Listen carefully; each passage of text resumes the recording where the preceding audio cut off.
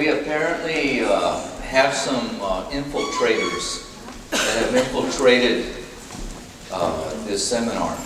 Some cultists who have infiltrated this seminar. Some cultists, people in a cult, have infiltrated this seminar. I read it in the newspaper. Apparently, there's some people staying at this hotel doing some very strange things. They're always washing their hands. That's what it says in the newspaper. And they're wondering, what is this odd thing that they're always washing their hands? And they find it very strange. And that's the only thing that they found so far with this group. And I want to know, who are these cultists that are always washing their hands? It's in this morning's newspaper. Yeah.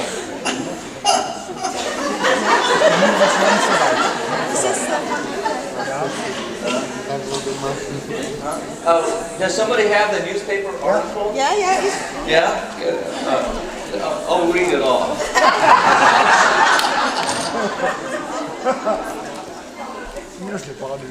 It says here, there are, I don't know,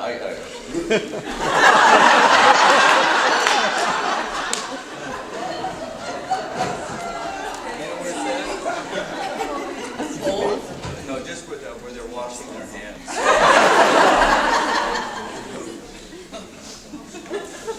Oh yeah.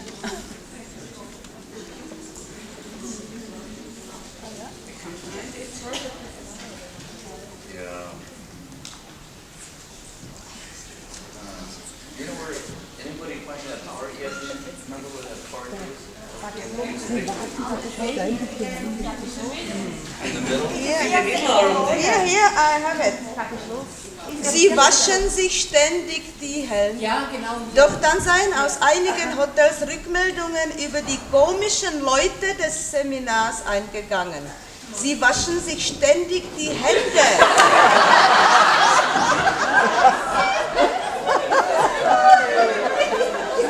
Lautete eine Bemerkung. Wait. It's okay. Wait. Here it is. Now, listen up. Sie waschen sich ständig die Hände, lautete eine Bemerkung, und ein Hotel gab klipp und klar bekannt, dass man die restlichen freien Zimmer nicht an Emaho-Leute geben wolle.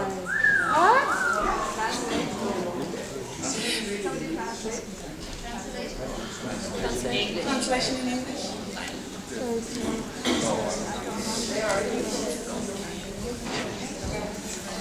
They're constantly washing their hands, and somebody of the hotel said very clearly that they would not give the rest, the rooms that are still free, to people of Emaho.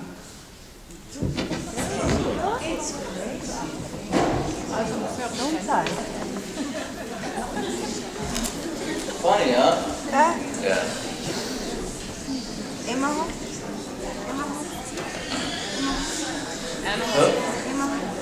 Here's another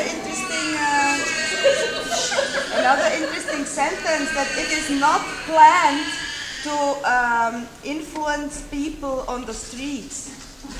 Leute auf der Straße zu werben.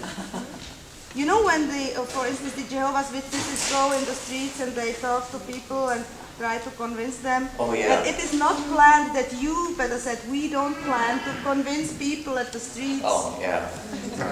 Nice, huh? Yeah. It's actually a very good article. It is really well done. It really is. The person who wrote it has a very good perspective, and he's actually a good journalist. I just want to know, what is this thing with washing your hands? Oh, what? meisten Frauen.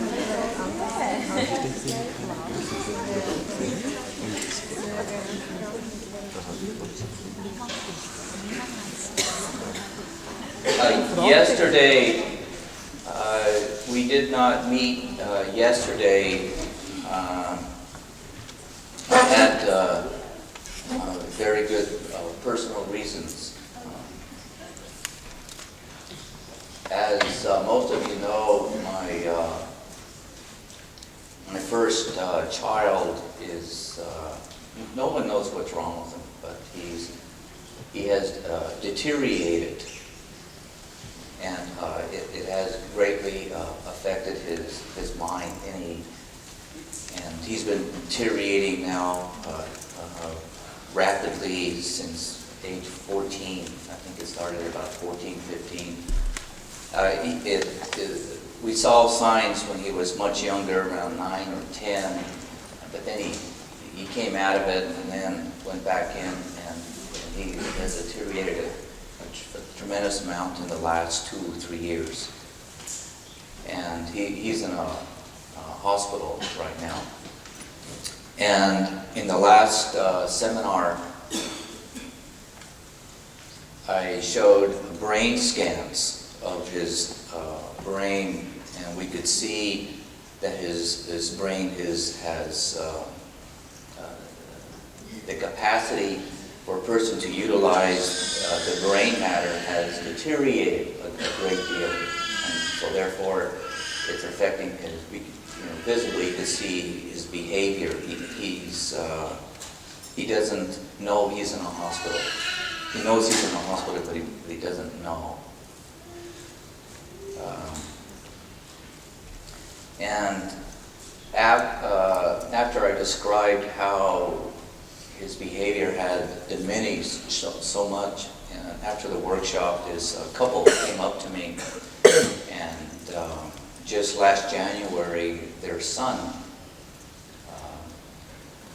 had just died in January, and their son had the same, pretty much like the same symptoms, and I think his started around age 15, 16, and around the age of 20 he passed away. He just went quickly away, and his brain capacity was also diminished. And they still don't know what the problem is. And they asked if I would come over, and they put up a teepee, and they have a picture of their son, and the son has a twin brother, and naturally the brother is not happy with life right now because life took away his twin brother, and I have my son has a younger brother, and he's not so happy either because his older brother had to be put in a hospital. It's not a typical hospital, it's a psychiatric hospital. And he's not happy with life either. So there's a lot of similarities, and they asked if I would go and bless this teepee that they put up in this farm field. And this has a lot to do with their son. And that's why I left yesterday.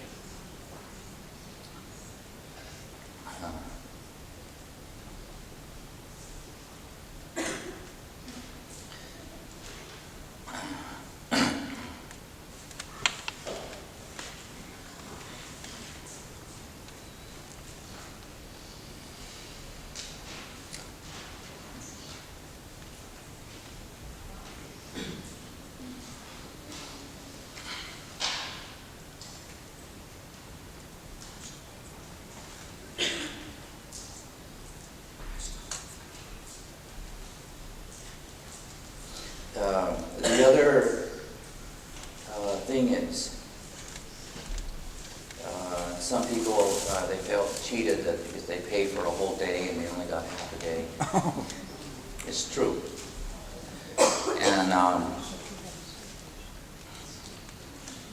And that's why one of the reasons I go out to speak to people, just because of this particular a situation that does occur and affect everybody.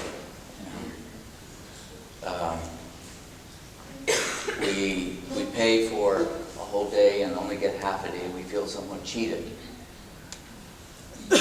And in this particular philosophy, we are all taught to adhere to this thinking that we want our money's worth, what I paid for. And this particular philosophy has penetrated every home, every business, and most societies. Most, not all societies. Some societies do not have this philosophy. It isn't, in essence, how much you pay or how long you live. It is the quality that you live. It is the quality of time, not how long you live or how much you're getting your money's worth, but what are you getting? What are you getting? And in this particular, this philosophy, I also was bought into this philosophy too.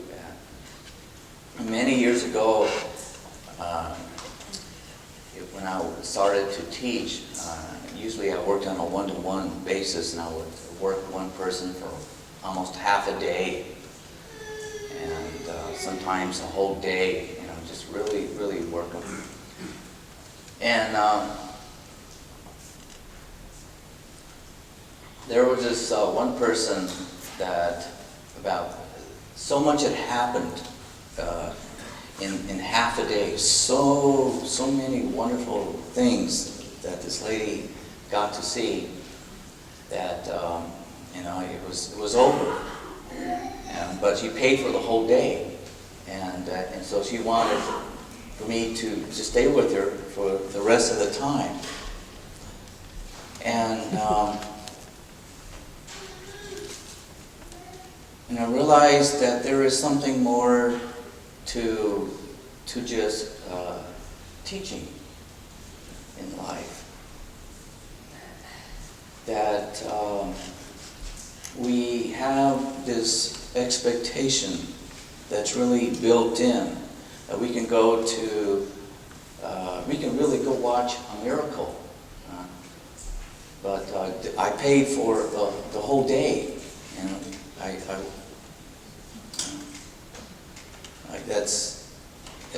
It can't be true. The day's not finished yet. And it takes me back to realizing that there's a situation in the mind that's really quite invisible to all of us. And because we're all born under the same sun, and we are more highly educated than the people in the past. A great deal of us have degrees, whether it's elementary degree or high school or university, and most of us have earned more money than most people on this planet. I think it's a good third of the population only survives on $1 a day. A good third of the population, just on $1 a day. And most of us survive on hundreds of dollars a day, and it's not a big deal for us to make this money and to play with all these French francs. And the sophistication that we have of logic and reason, and we're able to take in vast concepts in a very short period of time. And with most people on this planet, you give them one concept and they can only handle one concept per year. And most of us can handle 20, 30, 40 concepts and still sip our cup of tea and go for walks, and it's not a big deal for us. And yet, we still find ourselves seeking inside. And yet we're still lost. And yet we're still trying to find what is life. And we can go up into outer space. We have very powerful microscopes and telescopes. And we have more information today than we know what to do with. And all this information, and we still don't understand who we are. We have more libraries today, we have more books being published today than ever. And we still can't discriminate with our own lives correctly. And yet, time doesn't stop for us. And yet, the year 2000 is still going to come. And yet, we all have the same problems that people did hundreds of years ago, thousands of years ago. We're really not any different. We just are speeded up a little bit more. And yet, we don't seem to be any happier. And with all this information and all this knowledge, we have eliminated so much superstition in the last 50 years than what they have done in the last 10,000 years. And that still hasn't brought us happiness. Well then, what is it? What is it? And that's what brought me back to this time years ago when these wonderful, miraculous things happened with this one lady in the first half of the day. And then when I realized, that's it. She wanted the rest of the day. I paid for the rest of the day. And I thought, so something? Miracles don't work.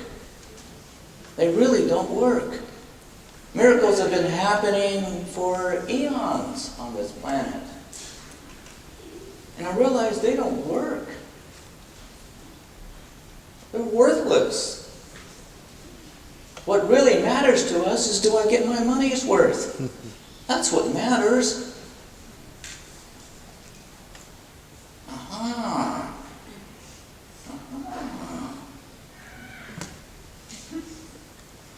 So I started to get a little bit smarter here. Don't give miracles out. That's not the point. Find out what the problem is.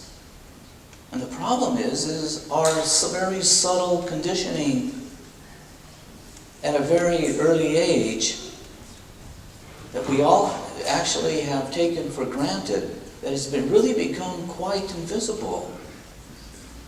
That has, this very subtle philosophies have actually weaved themselves in between what we consider philosophical, spiritual, moral values, angels and gods, and whatever this weave is really the problem.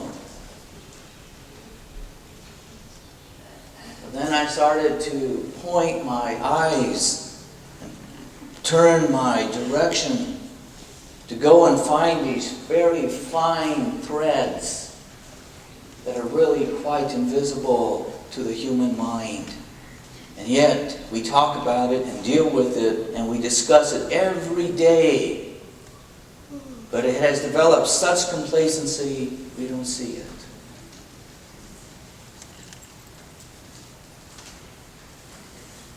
And that's why you have heard all these years, miracles really don't work. They're worthless to us. And what really matters, what really does matter,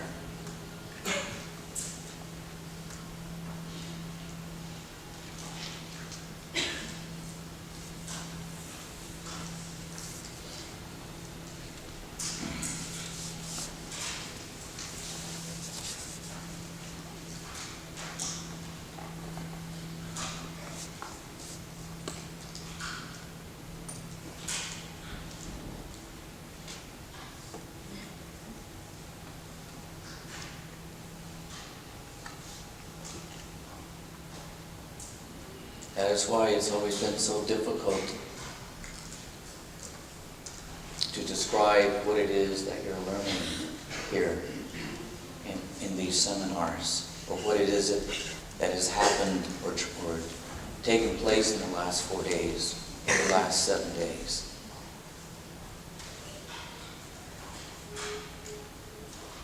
Because it is definitely something that we have not been trained to look at.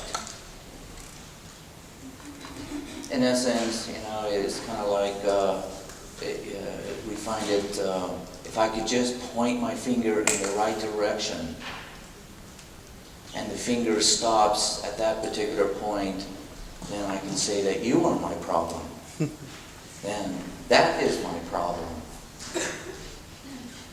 And I realize that we've had fingers for a very long time. We got 10 fingers, by the way, and we even got 10 toes. And they can make all sorts of shapes and point in all different directions. And all it is just finger pointing. But to really find the problem, it's my God, no matter how smart we get, we can increase our IQ up to 200, 250 points, and we'll still find ourselves very unhappy. So I wonder really what is the problem that we all face.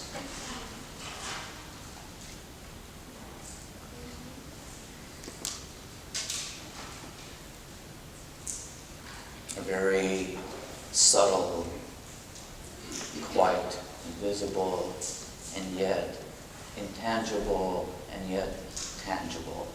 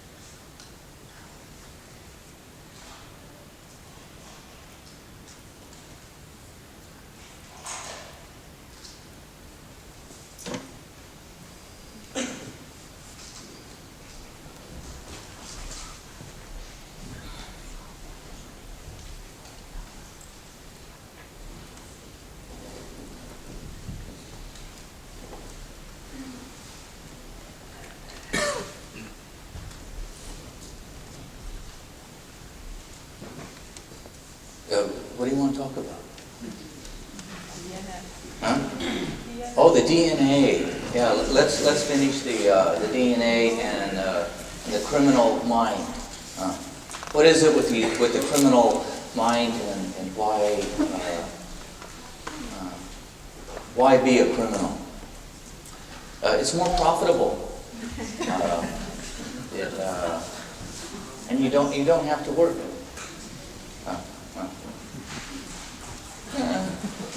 I mean, you got to work, just scan the place, get real smart, figure out if they're home or what kind of burglar system they have, and I mean, it's exciting. You work in the dark a lot and weave in and out of society,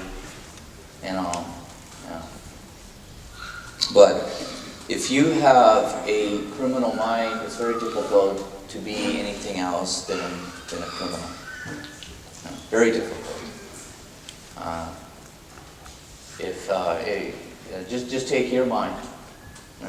It's very difficult for you to be anything else than you.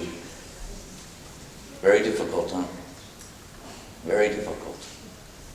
That's how difficult it is not to be a criminal, or other than a criminal. Very difficult. Yeah. And then to die like that, what happens? And then, we got these babies coming all the time, arriving here. And are all children devoid of the criminal mind? No. All babies are very cute, though. They're very wonderful, and it seems like they are all free of the criminal mind. It looks like it on their faces. And yes, yeah, it is on their faces. They're just precious and cute and easy, just squish them and easy to love them and to kiss them. But that doesn't mean that inside there is a time bomb ticking. And there is a time bomb ticking in all children. And for some children, it is a time bomb that the criminal mind is going to arise. When the little hand and the big hand reaches the high noon, the 12 o'clock. And for some people, it's a time bomb of being, let's say, either a doctor or an engineer or a most wonderful person or bringing in a certain invention or intelligence. The person was already there long before they were conceived. And this particular time bomb, as it's ticking away, sometimes the person is so well integrated. They know who they're going to be after a few years once they were born. They have an idea exactly who they are. And some people find out, they spend a whole lifetime trying to find out who they are. But usually that person died that way before. That person has been searching for a very long time. And as it is for any criminal, to go against your DNA, that's a very difficult thing to do. To go against the subtle forces that the chemicals designed that says for you to smell this and like this and not like that, to go against that, that's a very difficult thing to do.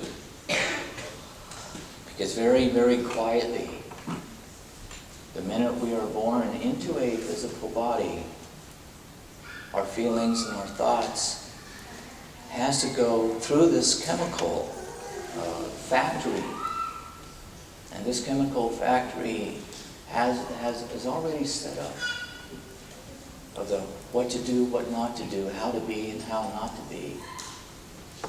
And we have no idea that this is taking place. We just think it is us. And so we totally have identified with this chemical process.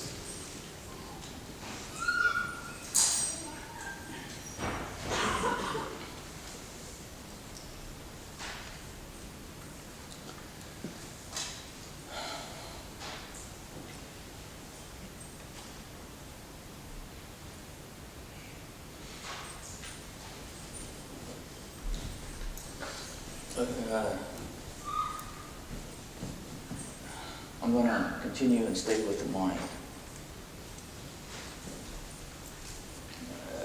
Remember years ago, the teachings, I just talked so much and gave just so much information out. And I was very cautious not to stop talking. I felt very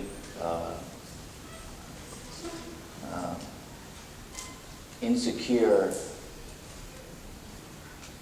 to just speaking from my heart. So I did not know who the Europeans were yet and what they were really looking for. And so I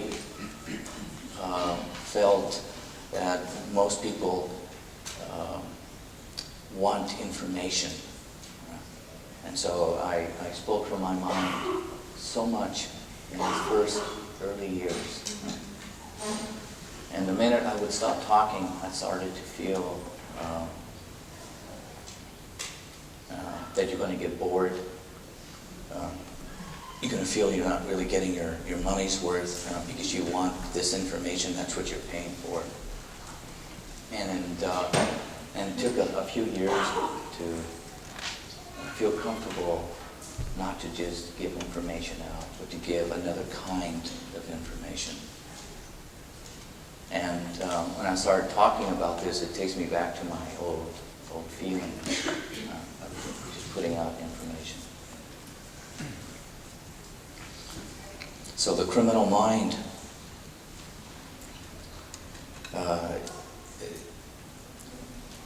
and because of the DNA, it's like a domino effect of a chemical effect, that one particular chemical affecting another chemical, affecting another chemical, affecting another chemical, therefore affecting what the behavior, what direction this behavior is going to follow. And that's why we are who we are, because of these chemical domino effect falling on each other, constantly keeping the chemicals going into these one direction, and that is what's given us our individual personalities, our individual thinking. And to change this chemical effect, to change this domino effect, is not an easy thing to do. But because this is how we house all creatures, all sentient creatures are subjugated to this domino effect. And we can say this is what works. Life, nature has found out this is what works, and therefore this is what we are made of. And then every now and then a person would come around, and all of a sudden the other people would see that this person's domino chemical effect doesn't operate the same way. They can see that this person's has a different mind or a different heart, or this person thinks very differently. And they're saying, how did you do that? How did you do that? What happened? There must have been a mutation here. Did you get hit in the head? And this is people like the prophets who came along, or Jesus, or Buddha, or whatever. And the people can see that the chemical domino effect of these particular people runs differently. How did you bypass that? What happened here? But they like it. They know there's something here. It's freeing. They're not, somehow these people are not subjugated to the domino effect inside. They can easily stop the domino effect, so the chemical reaction goes very differently. And they can even stop that and have it go into a different direction. It's kind of like, how do you make it go against your DNA? How do you go? How did you find the key to unlock that? What happened here? How did you create this change? And that, in essence, is all it is. And so the Buddha or the Jesus or the prophet or whatever, they can see that the people who are still subjugated to the domino effect of behavior, of thinking, they are very concerned about the thieves. And they look at the thieves, as the enemy, or they look at diseases, or they look at cancer, or they look at accidents, or they look at ill tidings or negativity, or they fear the enemy, and they can see that these people who are subjugated to the domino effect of these chemical reactions, they have definitely created a very clear line. It's almost like a Berlin Wall of us versus them. good versus evil, and that becomes the highlight for these people. And yet, the people who have, let's say, are not subjugated to the domino chemical effect of behavior and thinking, yeah, that they can also recognize the thief. But they see more than just a thief. And yes, they can understand the negativity and the enemy and the cancer and getting a death sentence by a physician that you will only live for so long. Because the people subjugated to the domino effect, they want to get their money's worth. And all the doctors and everybody is trained that what really matters is how long you live. And whether you live under pain, but at least you got to live another day. Even though you were unconscious, at least you got to live for another day. And yet the Buddha and the Jesus and the prophets, it's not how long you live, it is the quality of life. And it's not whether you are the thief or the person running a most wonderful department store, but really what's in your heart? And what is the quality of your feelings? And yes, you may have a wonderful piece of property, but do you know that you are living on a very small, fragile water planet? And there's more to life than just keeping your eyes looking down.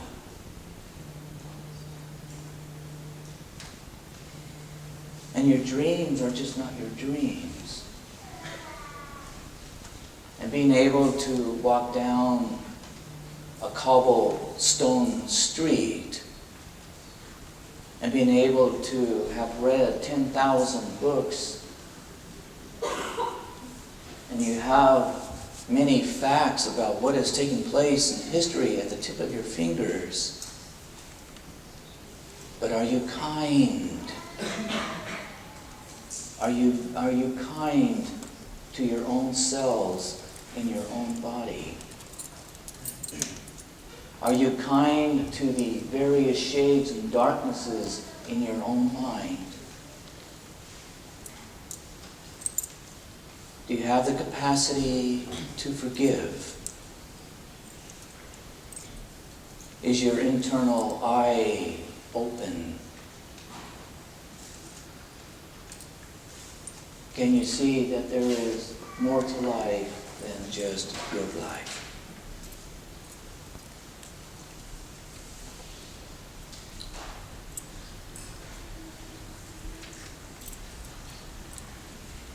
Yes, you were born in this particular family and given this particular last name. And yes, there is a heritage associated with you.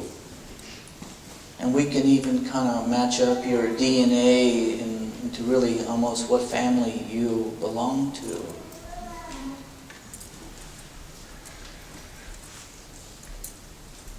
But where will you go after that? Do you have your eyes looking far ahead, like looking through a telescope?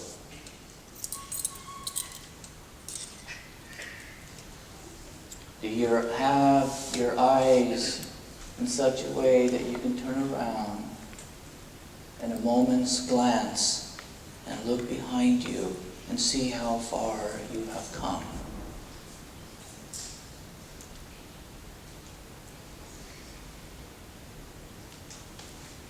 Do you fear the little creatures that walk, that are even smaller than your shoes? Can you understand the creatures in the sea? Do you think that they have no feelings?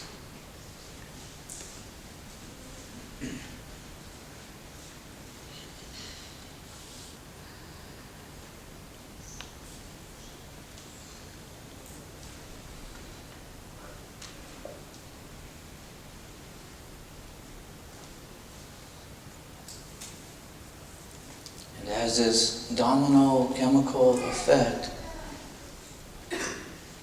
because from one generation to the next, it has developed a certain characteristics of a way to think and a way to be. And yet somehow that individual still has their own fate of who they were long before they were conceived. And sometimes the fate can be a little too strong.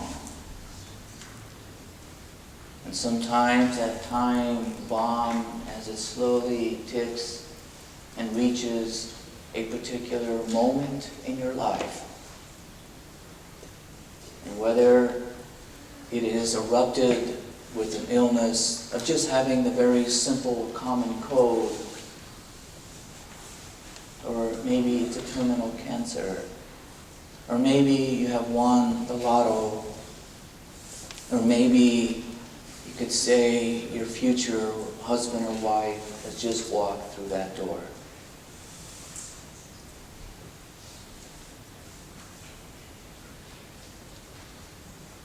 And sometimes we will even seek counsel of a friend or read the stock market in the newspaper to gain some insight of our future.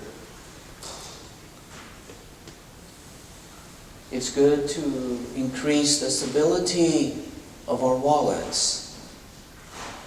And every now and then we find that it is good to increase the stability of our own values and feelings too.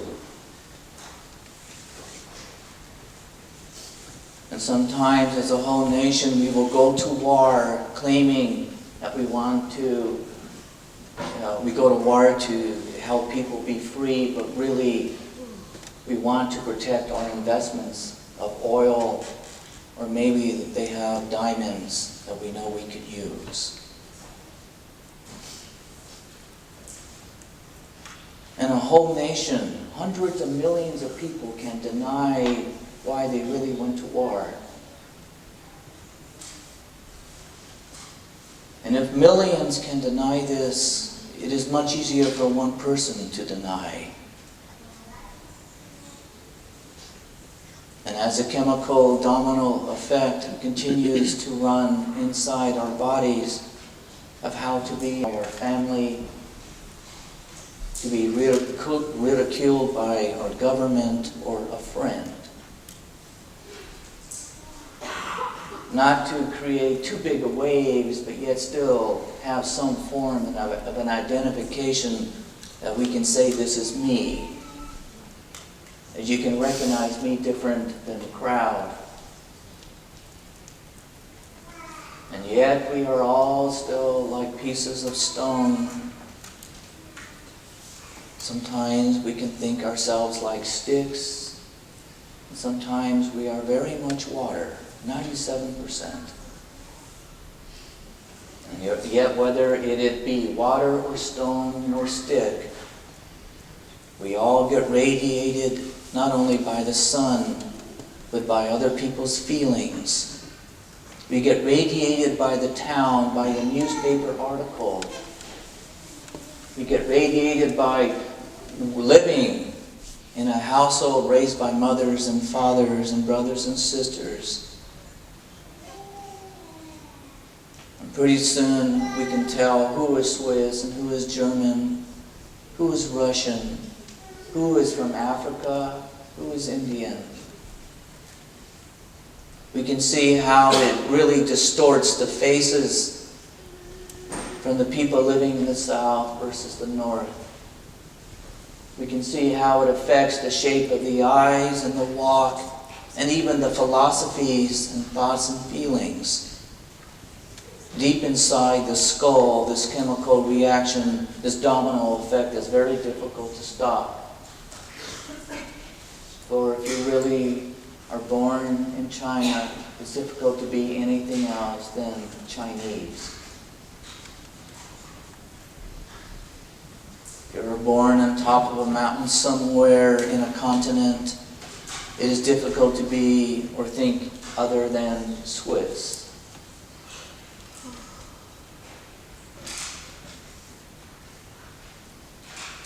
to change this domino effect at a moment's glance with your own will. That you can easily be Swiss or African or Chinese or Russian.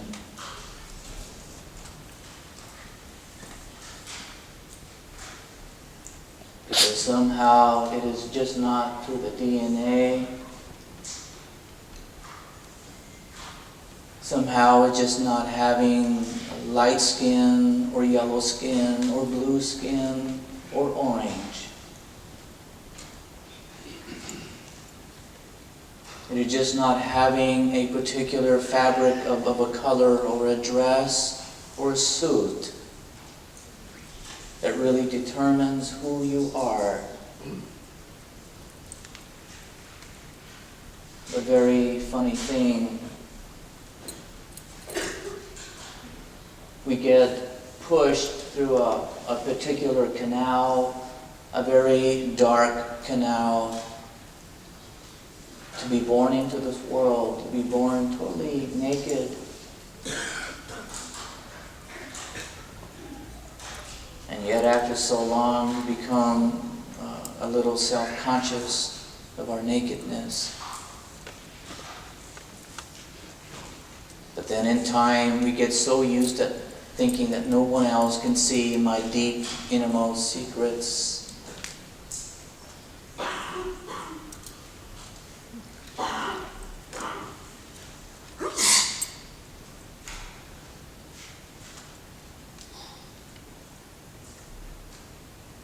And yet it's not easy to open up to another person.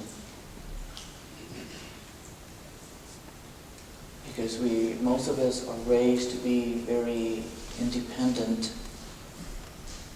And we have to be.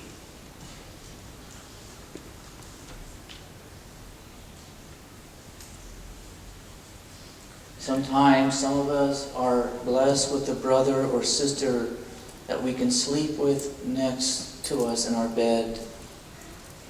And for so many years we can share each other's thoughts of what happened during the day.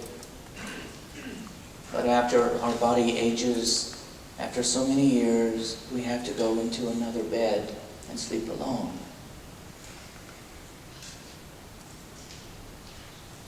But then we find ourselves a little too busy because now we have to work and we have no time to even talk to our own selves.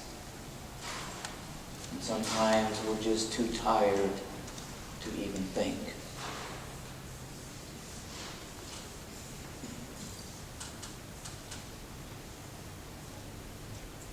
And yet, we have learned and seen and somewhat understood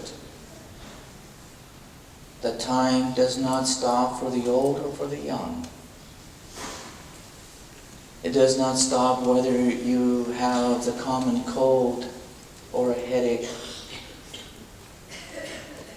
It doesn't stop just because you have been bumped by another person in the car behind you, or because that particular street light is stuck on the color red and won't let you go. Time just continues on.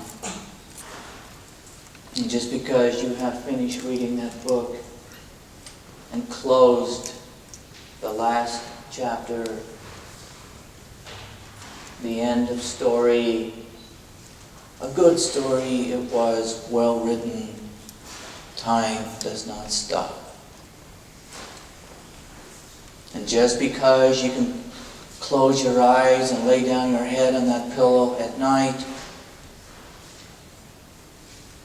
this chain-like domino effect of these chemicals just doesn't stop. It is well written, the DNA. It is well thought out. It has traveled in many different directions, and it travels in a particular direction just for you, so you can be you. And somehow we know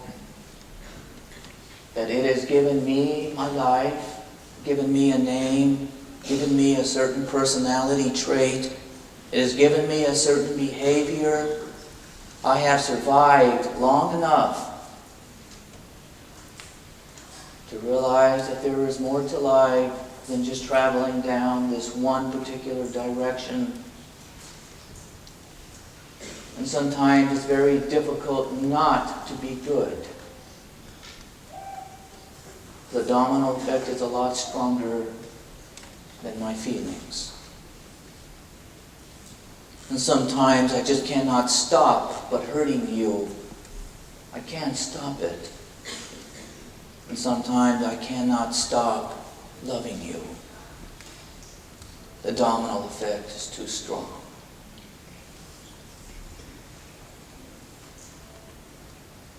And yet it has given me my life.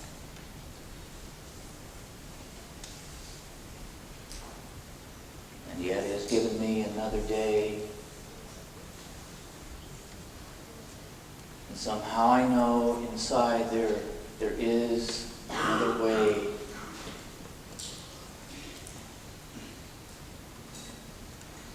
We have all heard, it is my path, it is your path, this is your way, this is my way.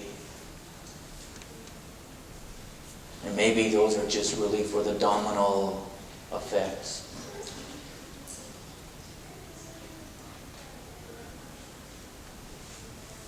Maybe this is how we rationalize our own behavior. Maybe this is how we all have rationalized our own thinking. Maybe this is how we have just rationalized my actions. And maybe that isn't it at all.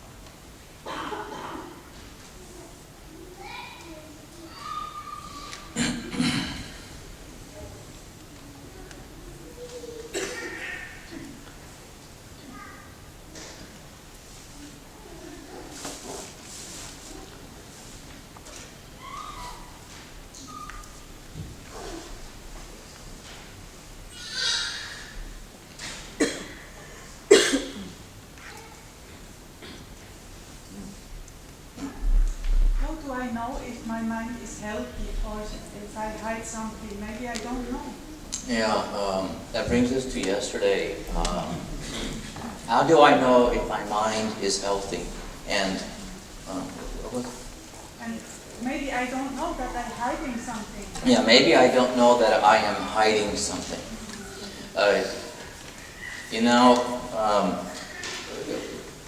Going on to the same subject, actually, another subject matter off the same subject. Is your mind sane? Is it sane? Is your mind sane? Is it healthy?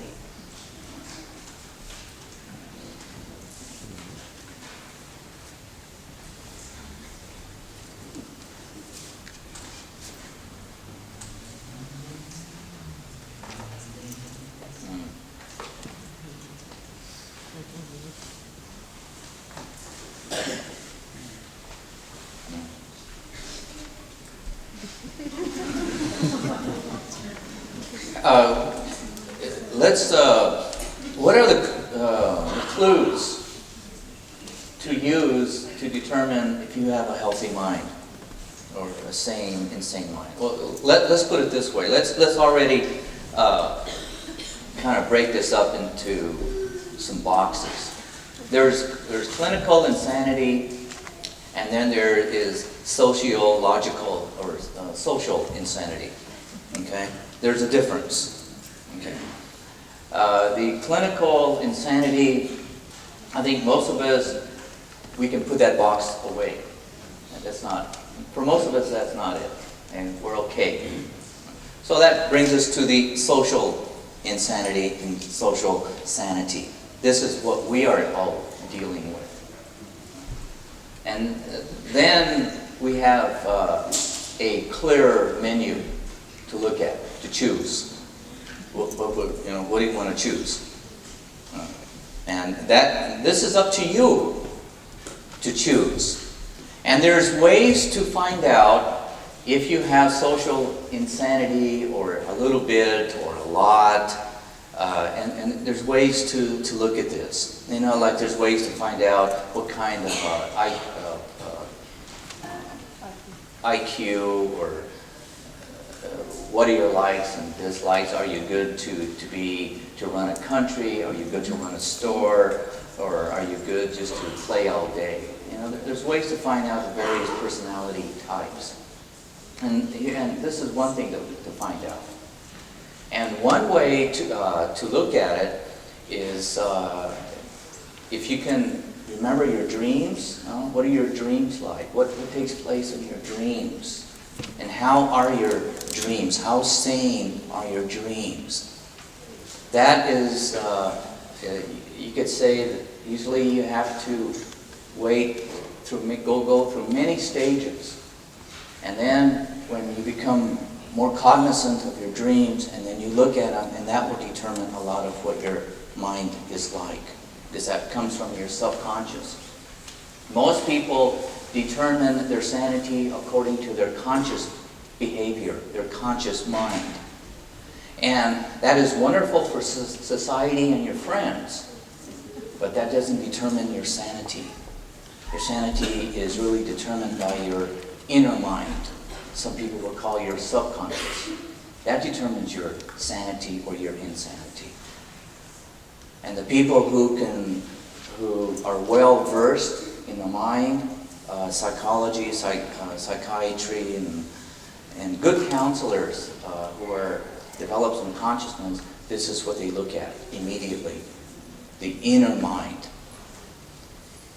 Because we all have our outer mind, and we all stand erect. Here's one thing. I mean, if a person comes let's say you're also a counselor or you're a psychiatrist, and here comes your first client, right?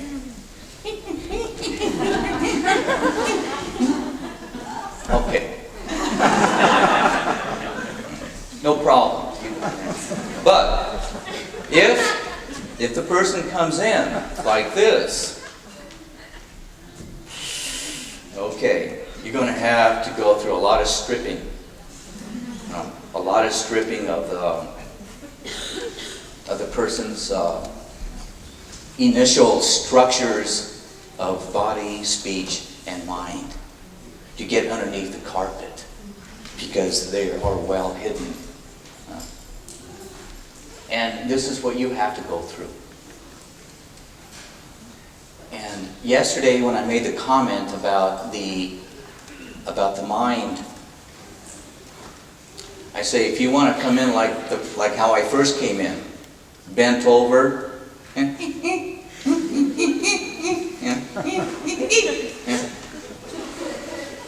it's easier for you and yourself to deal with immediately, because you're honest with yourself. I'm not...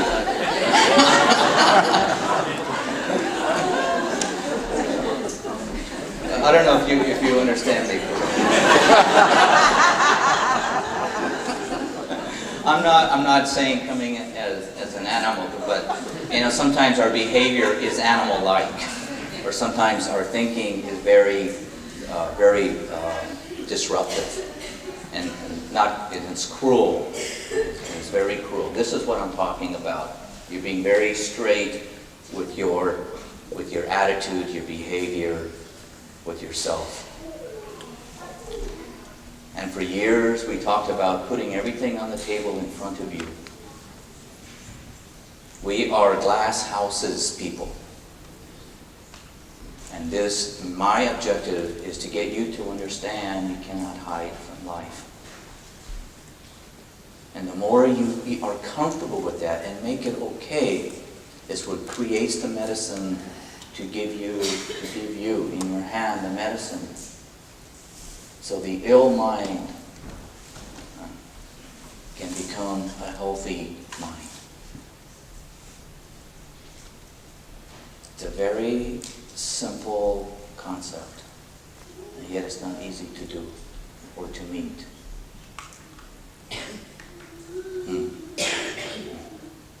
This has to be done from you inside on your part. Okay? And you don't have to say one word through this mouth of yours. You don't have to say one thing, because then it is your silence that speaks. And that's what I pay attention to. Not what you say, but what the inner part of you is saying. That's what I pay attention to. And any good friend, any good person, that's what they pay attention to also. Any good mothers do it easily. Fathers have a much difficult time to hear the silent language of their own kids. But mothers, they do it very naturally. They know what the child is saying. They can hear it. It's a very common thing. It's just that we only think my mother only can know me.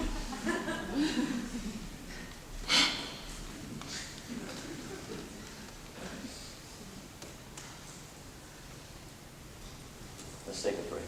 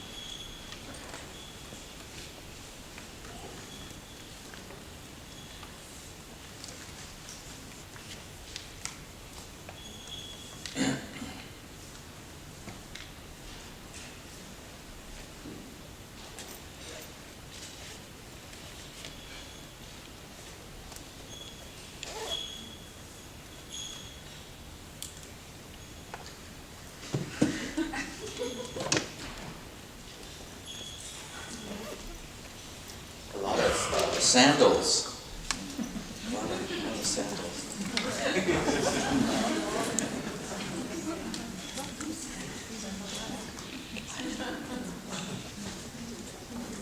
Always like the Roman sandals. You know, the straps went all the way up. It'd be nice to see those come back. Those Roman sandals, you know, they're nice. You know, and I think men and, you know, especially men, you know, to see the all the way up, you know, I think they look very, very nice. You know, there's something really to that. Wearing those straps.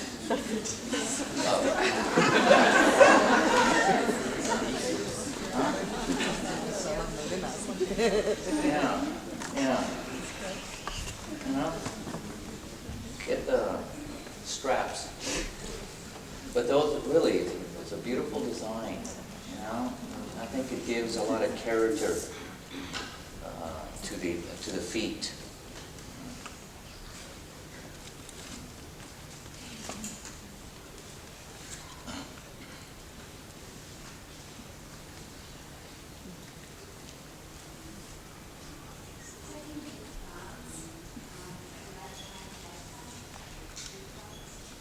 How do you make plans from lifetime to lifetime? How can you draw a plan from lifetime to lifetime? It is only those that have the eye to see that can do that. If you can see it. If other lives is nothing but a concept, an idea, or a philosophy,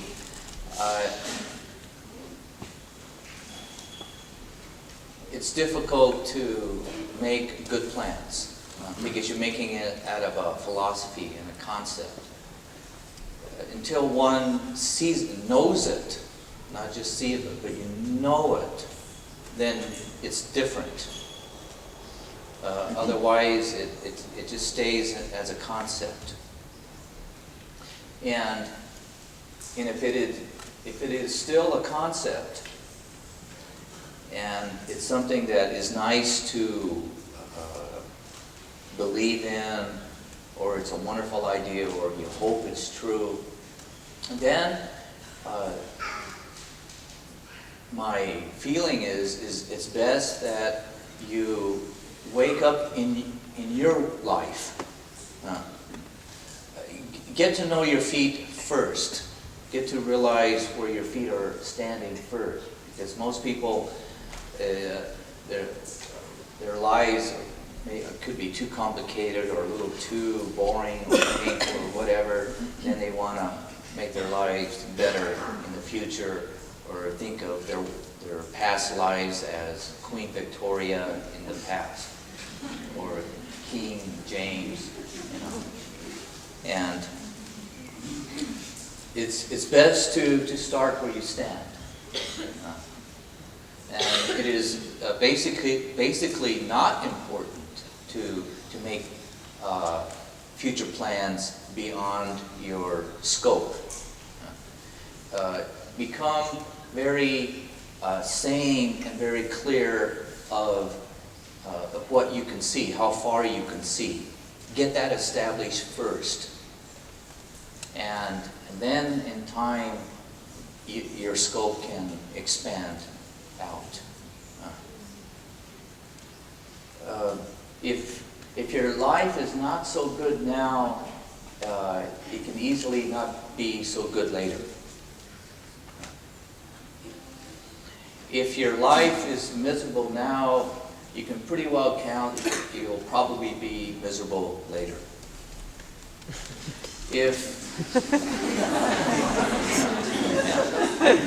Pretty well count on it, you know.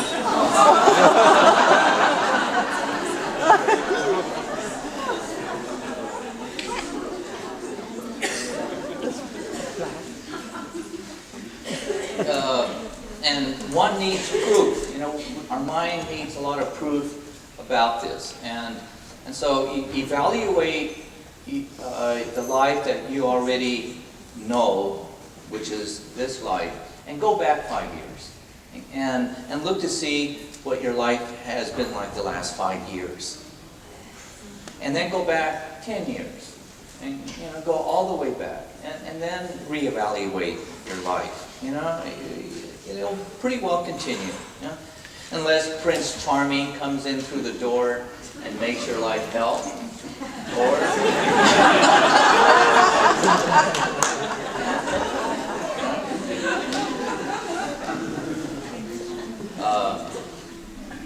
and we're always looking for, make my life brighter, and sometimes some people can help to do that. And sometimes what we think is our misery could actually be a blessing and make our lives brighter. It's always a variable, always constant change.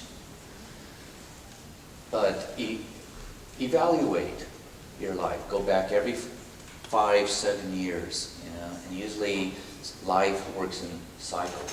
It's pretty constant. It's a constant that the cycles are always there, something that you can trust. There are cycles of 10 years and 7 years, cycles of 21 years, and You know, there's something really to numbers. Numbers is not just a magical thing, it's a very real thing.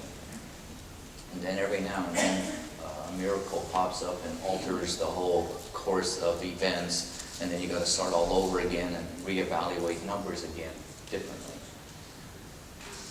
But evaluate your life and look at it.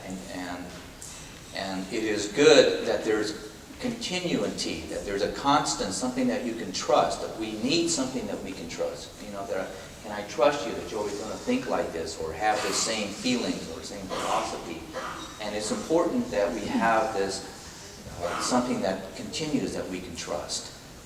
It just gives us another day to survive to the point that we can change the course of our domino chemical effect at any time and not be subjugated to this DNA or to this conditioning. There's a lot of things in my life, there's no way I can change it. There's some things I've changed, but most things I cannot change. It's a clear thing. I'm stuck with a lot of things that I was born with. It's totally just stuck with it. But I've come to terms with it. Totally come to terms with it. And that's the important thing. But what was of real value to change, that I could change.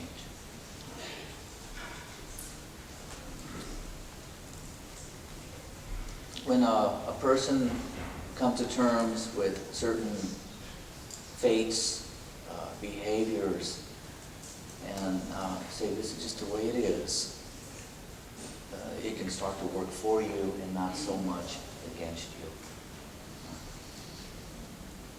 And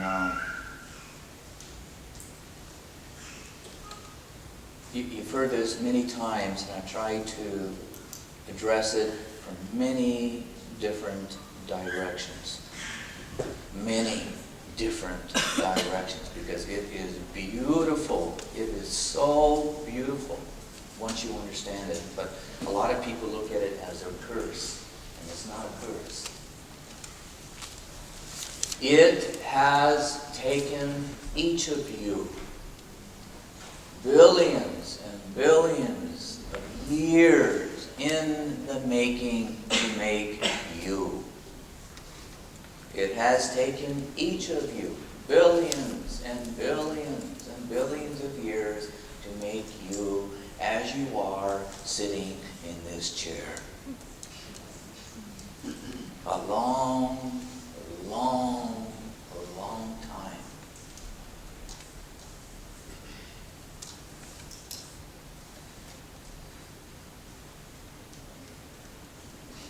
A long time.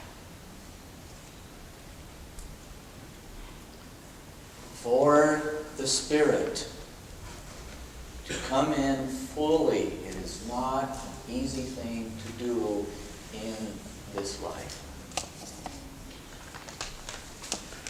To go through the body, through the tissue, the bones, the nature, the animal. It's not an easy thing. It takes a lot of time. But what a wonderful thing it is. We have found ourselves somehow in 1999. Out of the billions of years that have already gone by that quick, so quickly. It's nothing. And yet we're even very busy with our lives to even really think about what's going to take place in the next 90 years. We're too busy. But what little moments we have on a weekend or going for a walk or in a workshop, somehow we can almost make time stop somehow inside. Somehow we can even get time to stretch just a little bit. And sometimes we can even see behind time itself. this thing that the mind fears. The mind really actually fears eternity. But that, in essence, is what we are made of, eternity. It is our blood. But somehow we have been given a meter of thread, a meter of string, and we measure our life according to this 1 meter, this 3 feet. And we hope that we have many meters to live off of, many years or decades. And that is, it's not the point. It's not how many meters we live. It is the quality. For when we read that particular sentence or that poem, or we have come across a certain experience or feeling in our lives, all of a sudden the poem or that particular philosophy makes sense. And all of a sudden it doesn't matter how many meters or how many billions of years have gone by, that I have woken up in the moment. I have woken up somewhere one particular millimeter, and I've touched eternity. I have touched my heart. I have touched all the shooting stars.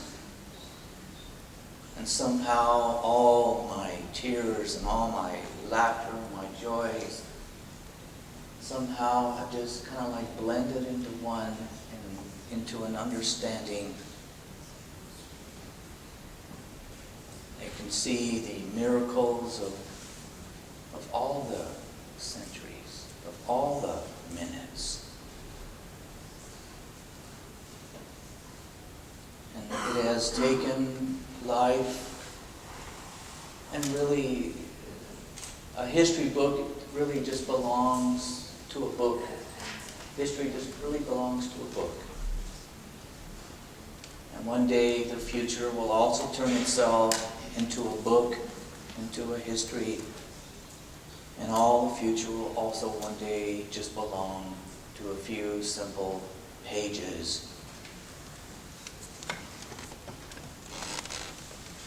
And even the ink will run like my memories have run through, whether there was a storm of rage or a delight of being in love.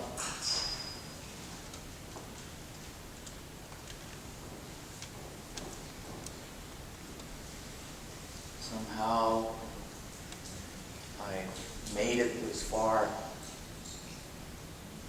Somehow I got to know a few names, a few faces.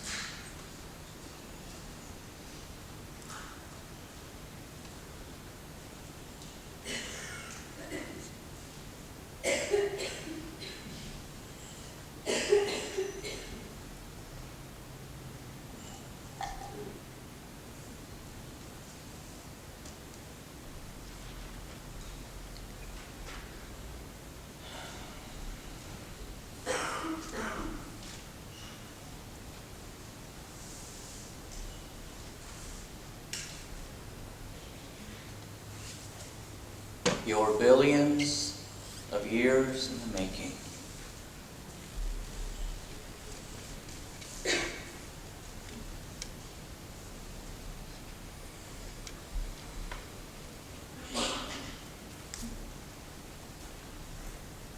Sometimes we can feel it. Sometimes we don't like it. Sometimes it's wonderful.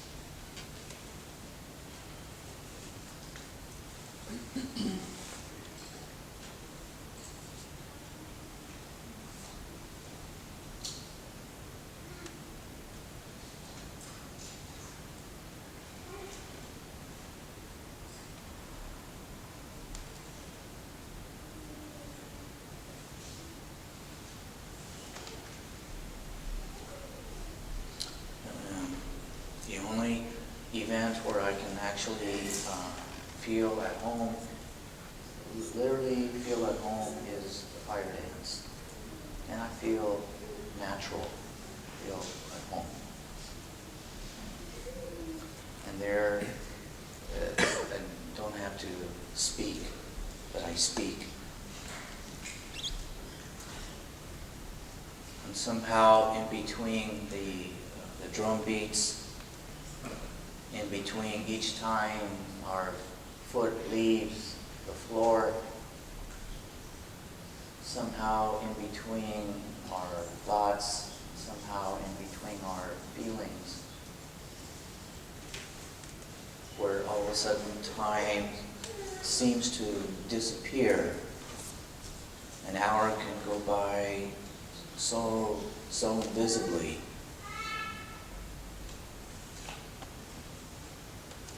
And even though our hearts are beating very quickly and we are sweating profusely, and all the people breathing out and throwing out very wild sounds from the depths of their stomach,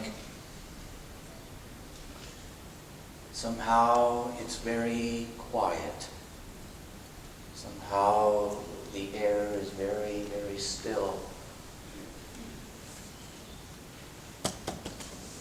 Somehow I can compress all these billions of years into a few moments, and everything makes sense.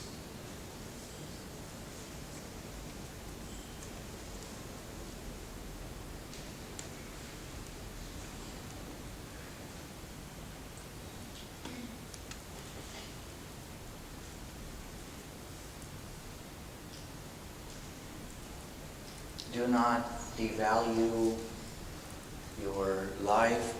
Do not devalue your fate.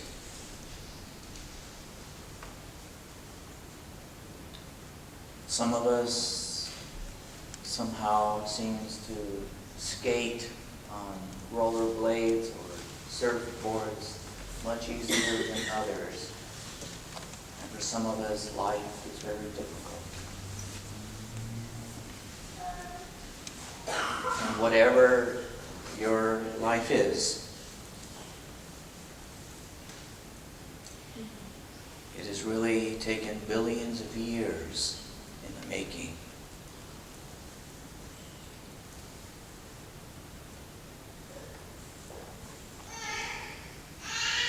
Sometimes pain is very difficult to understand. It can be very confusing. And we don't even know what laughter is. We have no idea. And ironically, laughter is really insanity. When you really look at laughter, it is total insane to laugh. And yet, that's one of the most wonderful things we love to do, is laugh.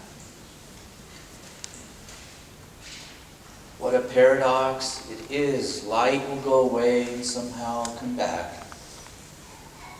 Somehow we can forget, and somehow all of a sudden the memory is there at our doorstep.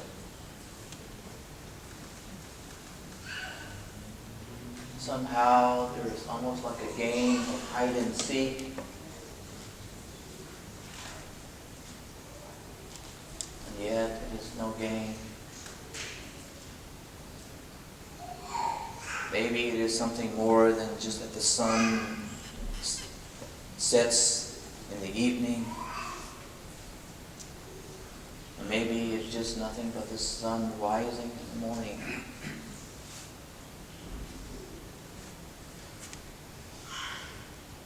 But maybe it takes a lot of sunrises and sunsets for me to really understand.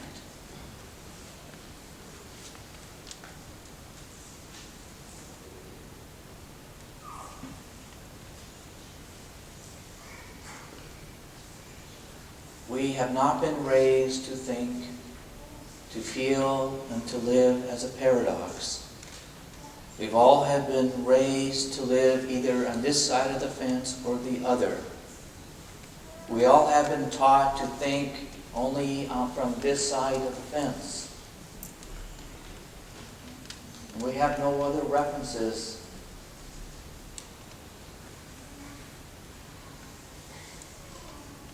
And then when we get maybe a little too ill, a little too sick, or a friend or two passes away, the paradox is a very foreign language.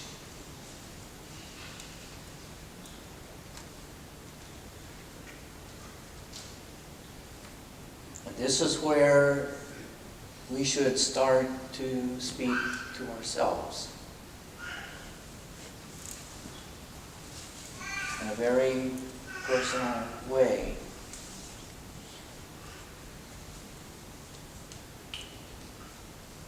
Or like any child in any sandbox, if the child does not want to listen, the universe cannot do anything.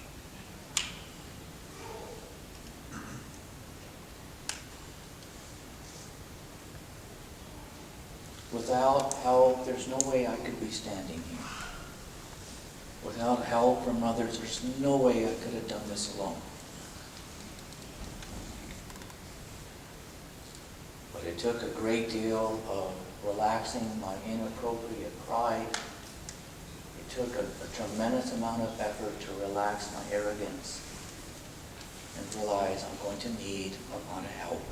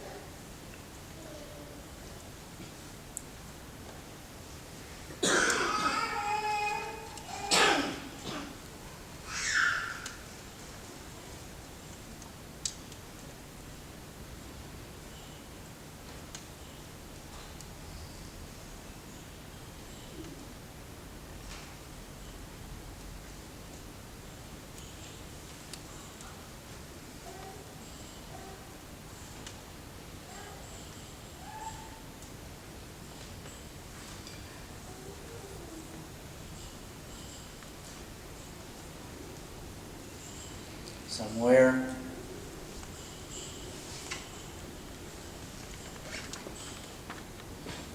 sometimes it's a neighbor. Somewhere sometimes it's very, very far away. But no matter how far this help may be, you have to start to tap your own drum beat, produce your own smoke signals, start to speak out from yourself inside. And like all radio signals, smoke signals, and like emails and SOS codes, someone eventually will listen.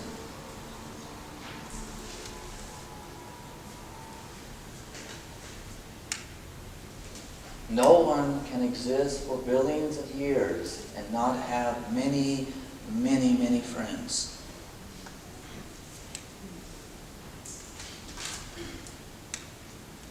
It is just that the fate of all spirits is to go in many different directions on their own, on the adventure. And sometimes we just somehow forget and fall asleep. But like we all have our relatives, we all have our friends. But until we can really start to speak inside and radiate out our feelings inside, no one can know where you are at. Then it's easy, too easy to be lost.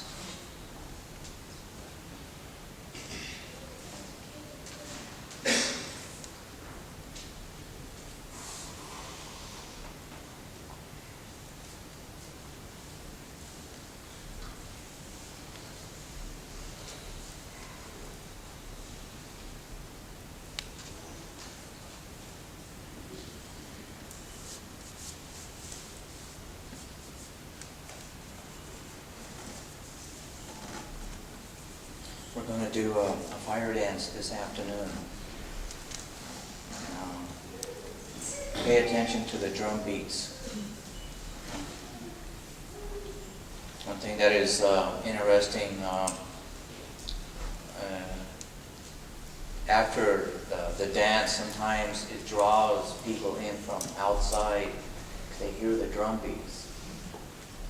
And some very interesting people have come to check it out because the drum beats has actually drew them in.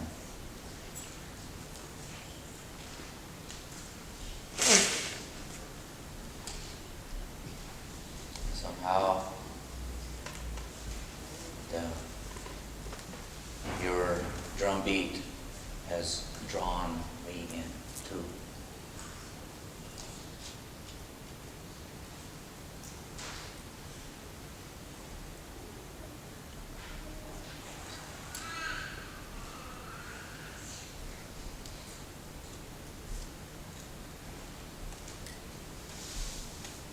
Pay attention to the drum beats during your dance.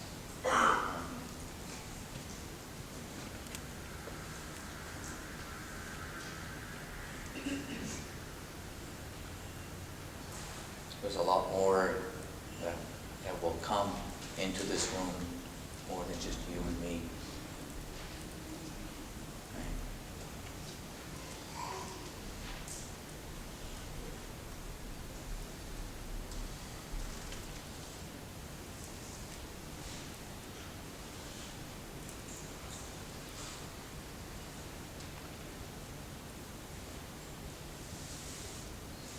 We're still going to do the demonstration later.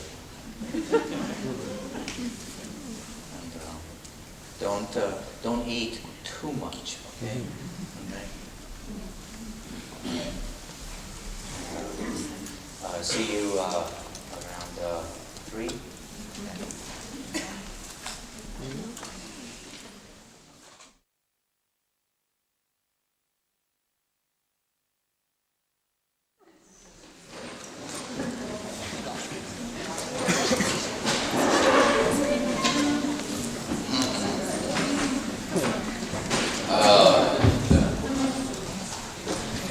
I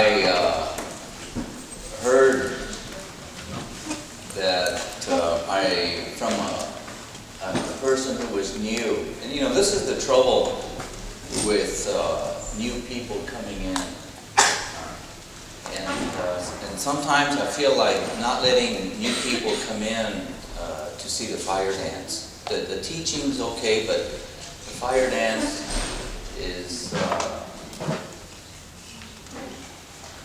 for the most part, is too much for most new people. It's too much to see. Too much.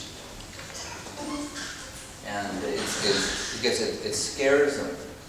It activates the ignorance inside and scares them, and then there's a lot of all they can do is bring up references that they have in their mind of what they've read and heard, and then all they can do is throw the references onto what they are seeing, and yet that is scary. And so I heard yesterday that I was doing an exorcism on someone. I was working on someone very long, on this one lady, and she thought I was doing an exorcism. You know, to me, exorcism is voodoo. To me, it's voodoo. That it's really superstition. Exorcism is nothing but old superstition. It's another way of controlling people. And it really doesn't exist. But we can make things like this happen in people's minds because it doesn't exist. But when there's a lot of ignorance and fear in people,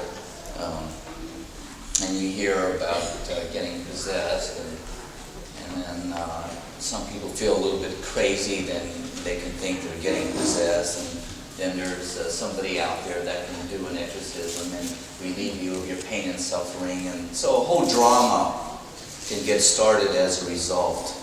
But people, that does not really exist.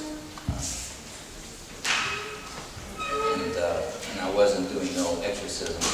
I was trying to smash the bugs on her back that were all running all over. That was it.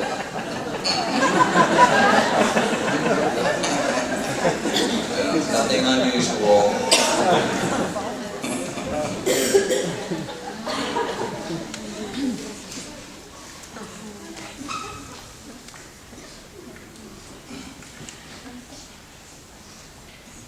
But that is, the danger of new people coming in to see the fire dance.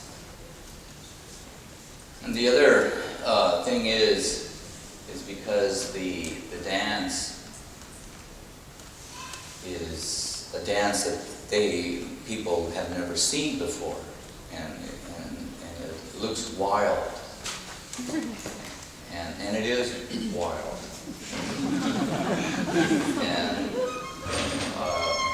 But all of us, everybody, except for maybe a few of the real high mountain people here in Switzerland, but most people in the valleys and everywhere else in the lowlands have been taught since they were very, very young, very quickly by their parents, instructed very diligently not to be wild.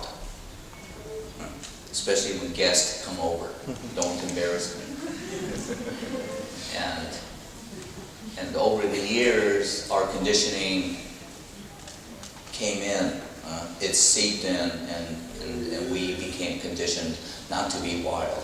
And then we become very proud because we're not wild. And then when we go into a place and watch people being wild, they're not being good. They're not being appropriate. They're not being nice. They should be able to control themselves because I control myself. They should be able to control themselves. This is a problem. And this is what we're having to deal with.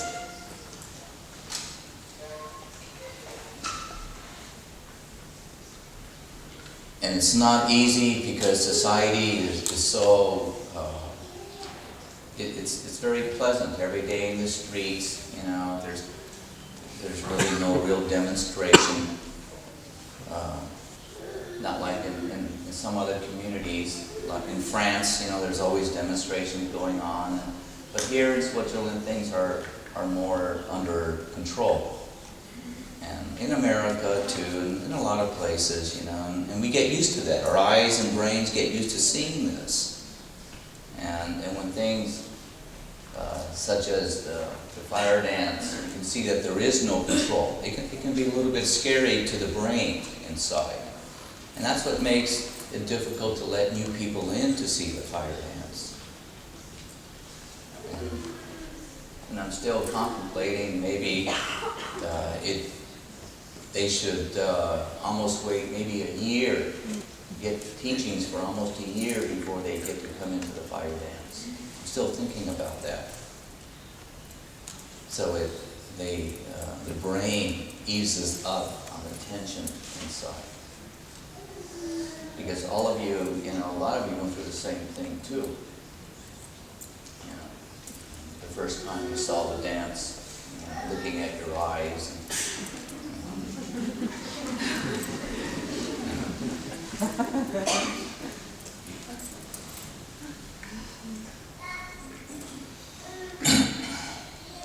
I'm just glad my mother had passed away.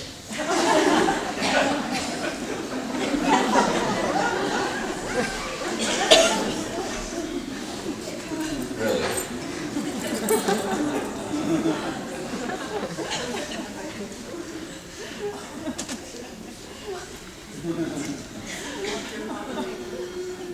What does my father make of it?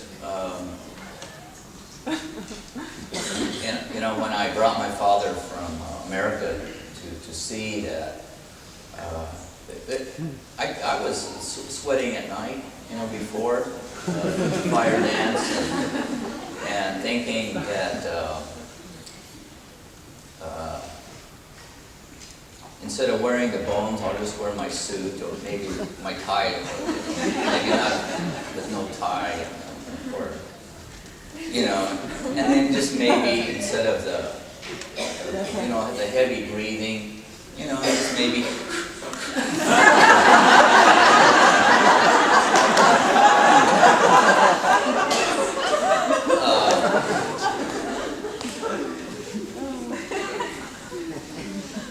Maybe use flashlights instead of candles. My mind was thinking of all sorts of things, so as not to scare my father, because he's my father, and I care what he thinks. And so it was hard. It was very, very hard for me. And anybody who comes in, for the most part, they're a father and a mother, and we were all children, and so there's this relationship of we don't want to scare anybody.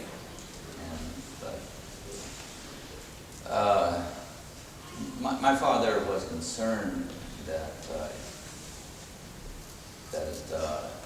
I could dance for so long.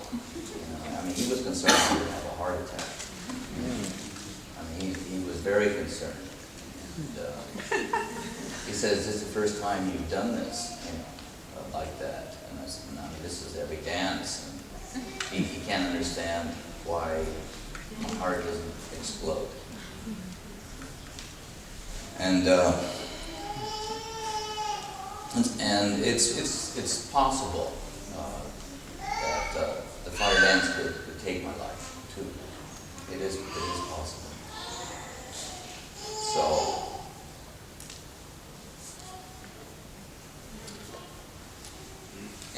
there's no guarantees. There's just no guarantees for anything that we do or life. But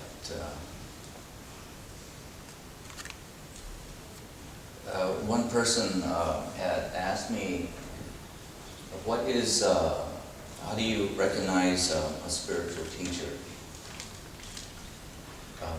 A spiritual teacher is a person who works for you. You don't work for them. That's a spiritual teacher. And most people that I know out there, once they get titled spiritual teacher, they think now they work for me. They don't have to do anything. They don't have to sweat or whatever. They can just sit there. And anyone can sit. Anyone can get a title. But to care enough and to work for the students, there's a difference. There's a real difference there. And to live in this world, to live in our society, there's a very big predicament. There's no problem if we just live out our life. It's easy to do, just to live out, anybody could live out their life, you know, just basically get up in the morning and you really live out your life. To live out your fate and destiny, that's no problem. You don't have to think, you know, and you will live it out. But when a person starts to question, when a person starts to feel the inner mind and the inner feelings about life that the parents have no idea about. Something that they came across in a book, probably at school, or someone gave them. It could have been a scene in a movie. It could have been a very deep disappointment. But when something, whatever this is, came their way, somehow this impact went deep, deep down inside and hit them in their heart. And it went way beyond the mind. And some people would say that's a curse, and in a way it is a curse. Because you no longer really walk the same way. You no longer proceed in the same way of thought. Now you know that there is something out there that society has not taught you or instructed you about. And for the most part, you know, we all grow up with our friends, never really thinking about it because we're all too busy growing up. And it is the condition of it's an organism. It's chemicals interacting with other chemicals, not just in our blood, but within our brain. And this has already a predisposition of many pictures and ideas and how to be that has been passed on from generation to generation. And just because we can recognize our name when somebody calls our name out there, and just because we can feel our name, that I am this particular name, but somehow this impact, like a meteorite hitting this earth, something foreign came in. And it's not superficial anymore. This meteorite that hit deep down inside, somehow ricocheting off my bones. There's something far more real than anything that I have touched since I was born.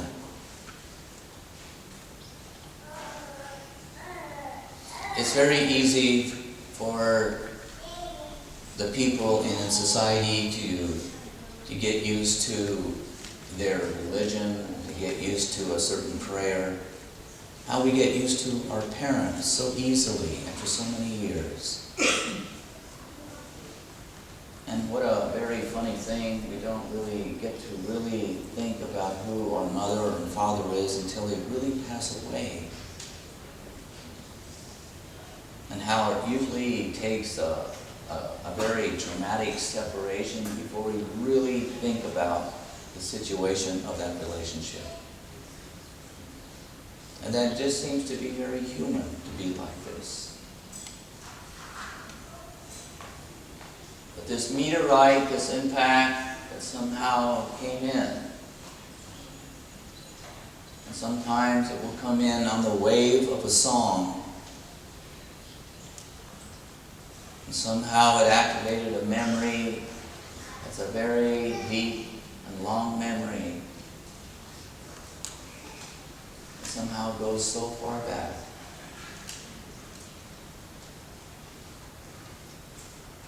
You can almost say it's almost like touching home a home that's sometimes a legend, and sometimes a feeling, and sometimes just a whistling thought touches.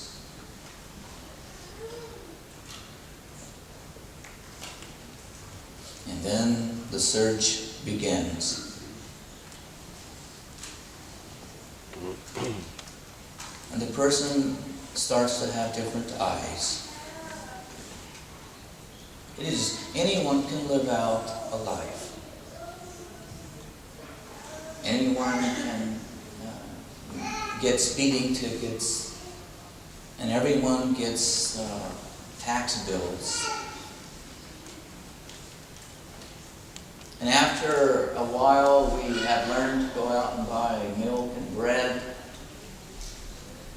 We kind of learn how things work out in the streets. We can go into stores pretty much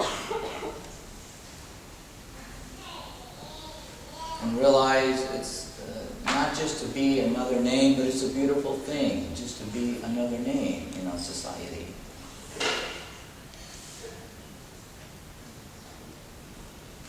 And when we had watched our grandmas and grandpas go away,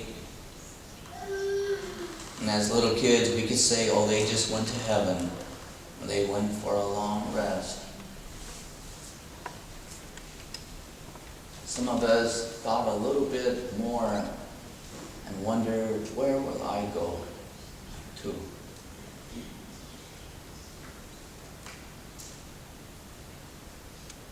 But for the most part, we leave these contemplations either to a book, or we leave it to a priest, or leave it with the monks in the mountain. But when a person takes hold of his little thoughts, and they don't deny the impact of that meteorite that went deep inside their heart,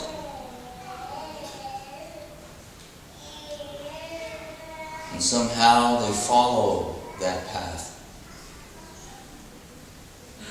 And for the most part, they won't really find many answers.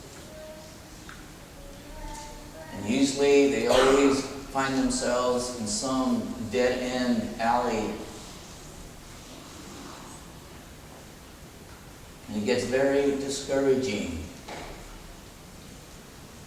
because not many people you can really talk to.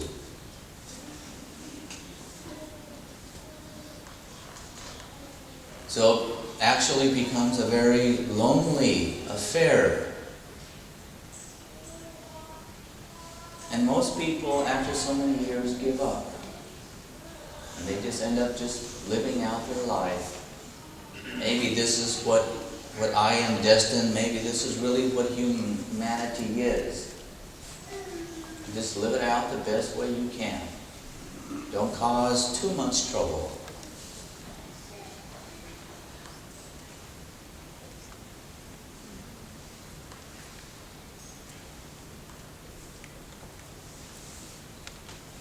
And every now and then a good movie, another book will come around, or another experience will cross your path. Something like Braveheart, where you come across a something of an experience where a person was a little bit braver than the average person. A real event that touched your heart once again.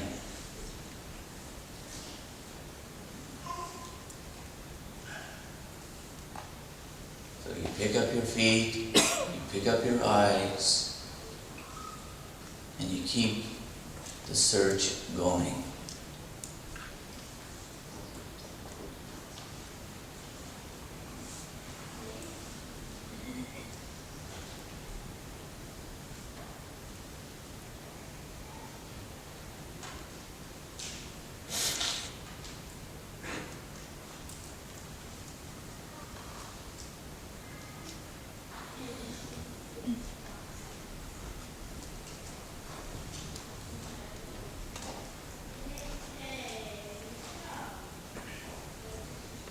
The hard part is if you are in the right building. There are a lot of books and there are a lot of speakers out there. And there are many words coming from many different people's mouths out there.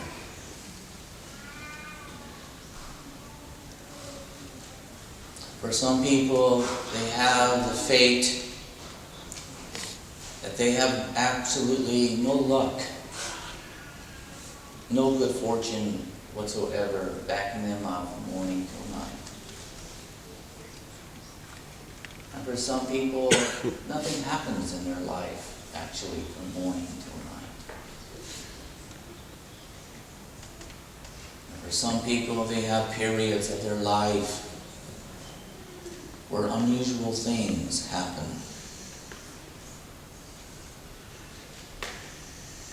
And for some people, they are an active volcano, knowing that there's something inside calling them. And for some people, they are numb.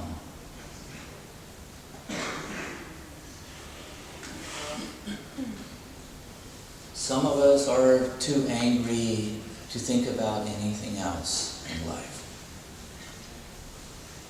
Some of us are just really far too busy.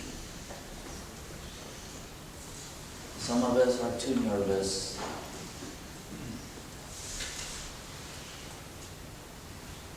Some of us are just too confused.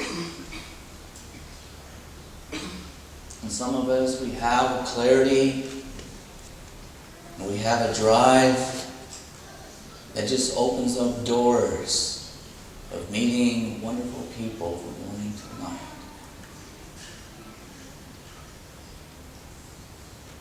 Some of us could never make friends. And some of us, we've had friends ever since we were young, and there's no other way to live but to have lots of friends.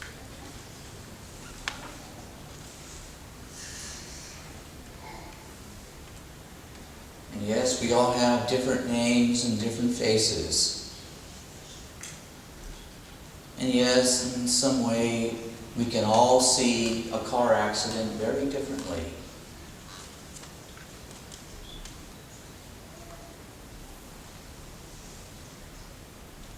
And yet we all have eyes, and some may be blue and some green.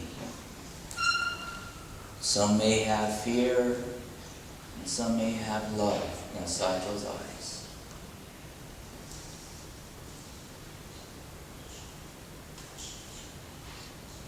But when a meteorite comes in and touches us deep inside our hearts, we don't know from what direction it came, but we know that there's a compulsion to follow this. Because I still wonder where Grandma and Grandpa went to. And as we get older, we think of our children, hoping that they will never die and always have a good life. But somehow in this world, time is a little bit different. Somehow we all have a little time and space. And we try to teach each other to do our best with what little time and space we have. And sometimes we create war with each other. And sometimes we just want to kill. And sometimes we have a hard time controlling ourselves.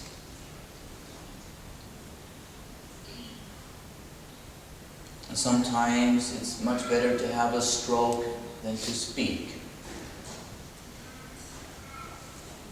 Sometimes it is best just to have a heart attack than to deal with the situation.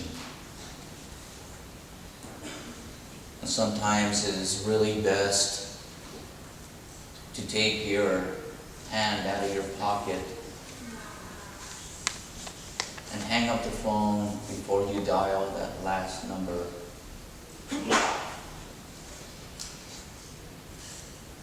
And sometimes we think it's best not to think of this meteorite that somehow entered me so many years ago and just let it be.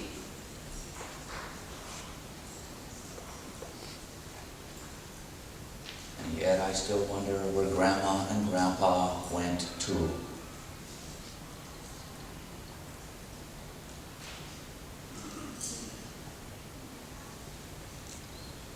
We all have been and let ourselves feel very comfortable with the whole day passing. We can easily ride 24 hours away. We can easily let an evening come, let the twilight starts to show its face, and not think twice about the sunset.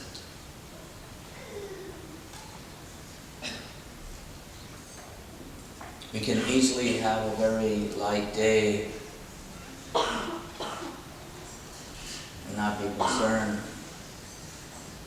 about the ills, the aches and the pains that other people are going through.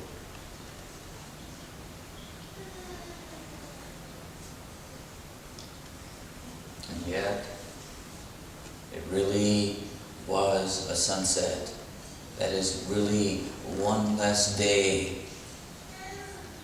That is 24 hours totally wiped away, gone. That can never be retrieved. That can never come back. That had literally shortened our time and space of our life. And somehow we get closer and closer to Grandma and Grandpa. And we've even become very comfortable aging and not even think twice about it.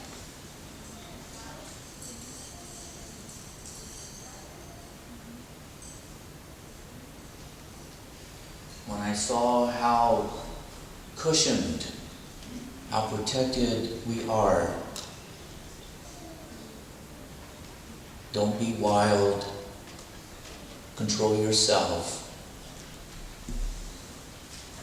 Don't act like an animal. Be respectful.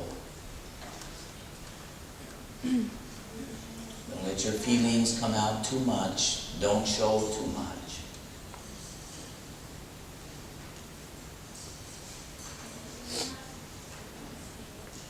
And for most societies in this world, it is considered a weakness.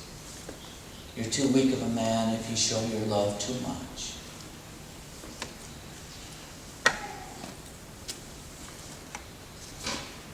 But we all have our images of God, our images of evil, our images of a social person that pays taxes.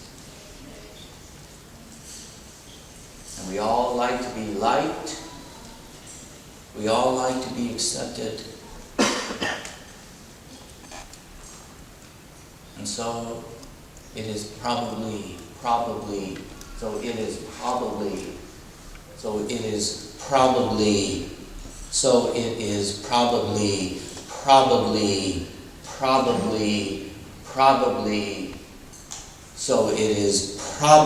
best not to be too wild.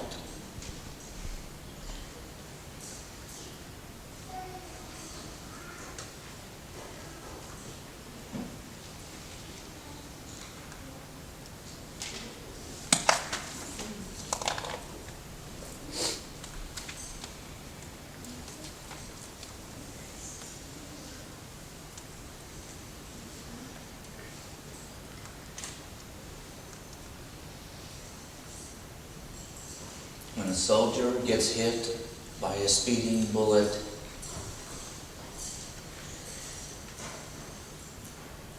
and the bullet has created a deep hole inside their young body. Somehow just a week ago they were drinking beer with their other friends, 21 years of age. Now a bullet, a very simple piece of metal, taking my life away. The wildness of a bullet, the wildness of a thought, the wildness of breaking the condition of a contract simply between two neighbors or two nations, and literally wiping away a whole generation of young men, forcing them to do things that they want nothing of, while the old men sit at home telling the young men what to do. Go out and be killed for me.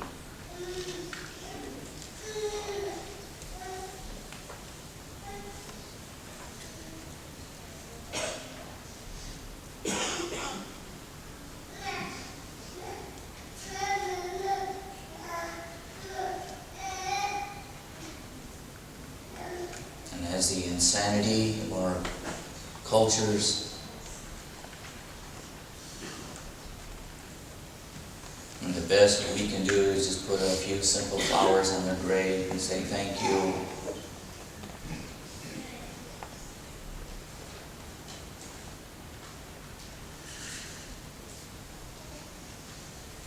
And not having a chance to contemplate really grandma and grandpa.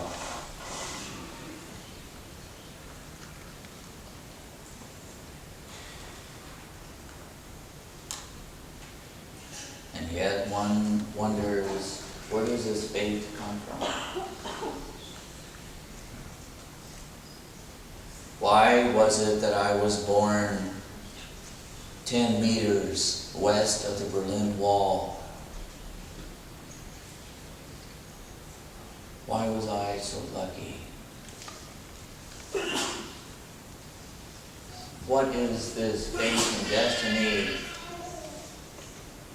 that the bullet missed me by a few meters? And I've been given the opportunity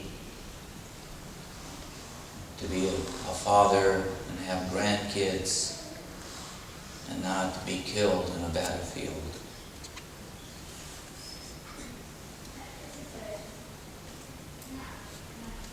And yet, time, how strange it is.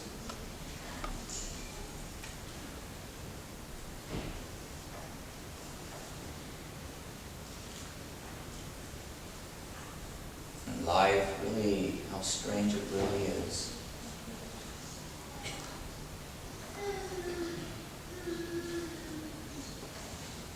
And sometimes in our life, we simply don't care. We just live it out, the day. That's easy to do.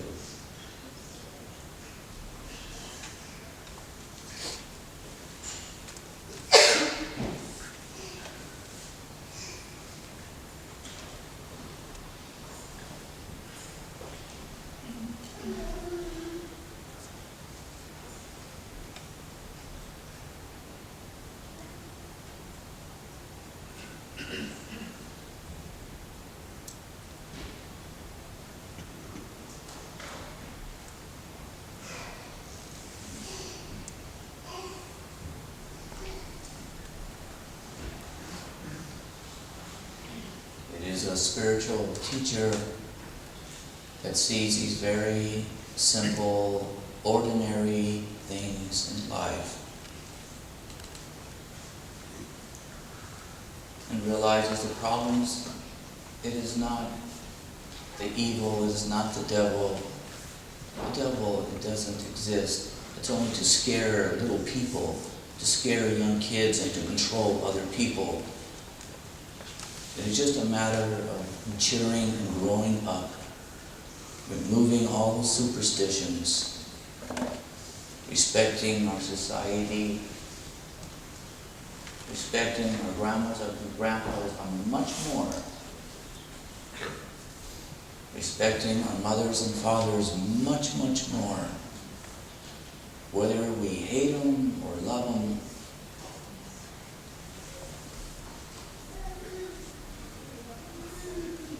Because bullets will always continue to fly on this planet, and maybe one day we will go back to spears and rocks.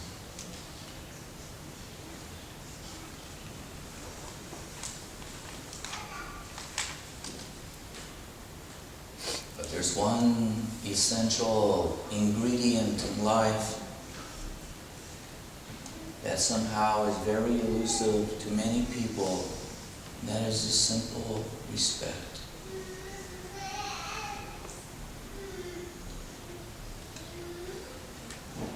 And when a human being has respect, and that is respecting your little toes,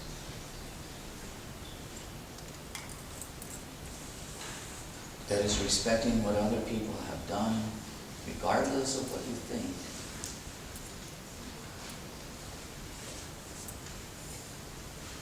That is giving people a chance before you judge too quickly.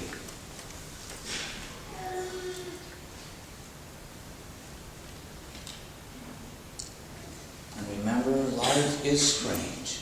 It's very, very strange.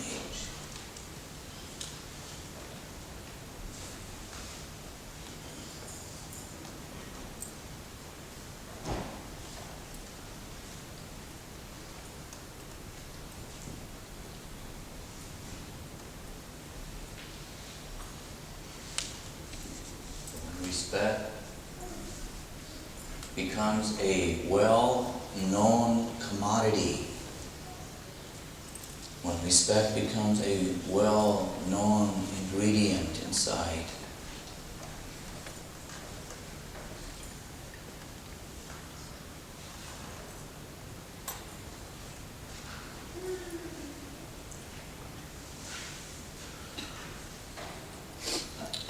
A teacher,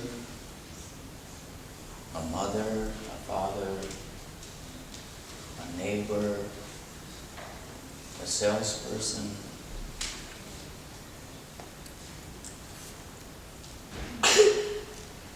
is able to do things to help other people in ways that other people cannot comprehend, simply because they understand the little predicaments that really binds people down, that keeps their eyes covered with veils and veils and veils.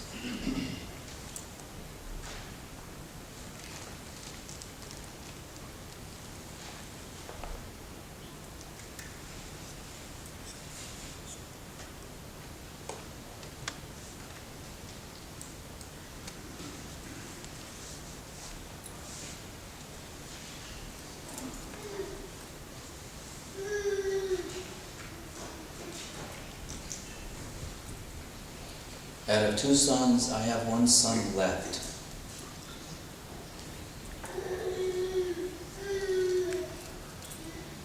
And when I think about the 1 son that I have left, like any parent,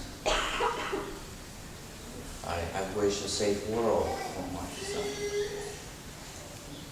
I wish that my son would meet good people. We all know there are bad people out there. And accidents happen, calamities happen, misfortunes happen all the time. And we constantly put caution into the wind and into ourselves and into our own families all the time.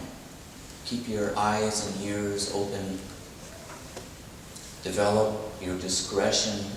Get rid of your naivety and your ignorance as fast as possible. And yet enjoy your life as much as possible.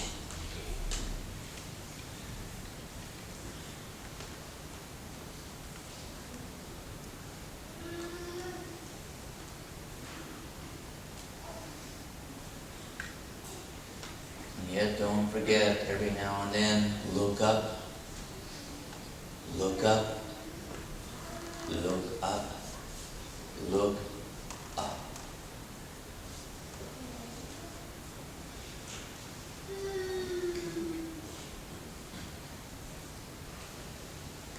And your pride and arrogance isn't too strong.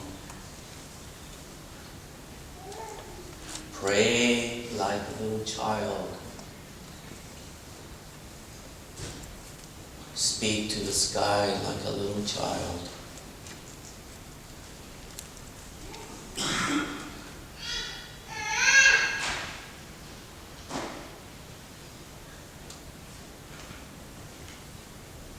Because even though all you do is maybe just see clouds or twinkling stars, and sometimes we see a moon racing very quietly and softly across the sky.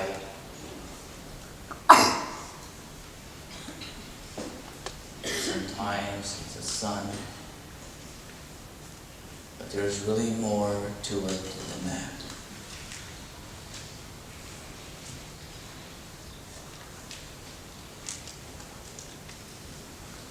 And as a father, I hope that the son I have left meets good people out there.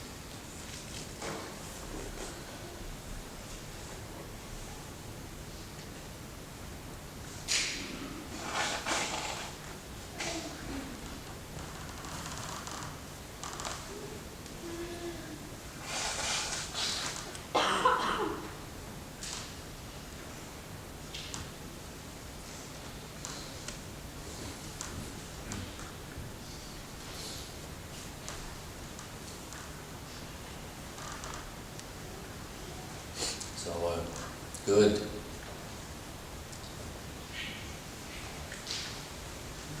A good thing to think about.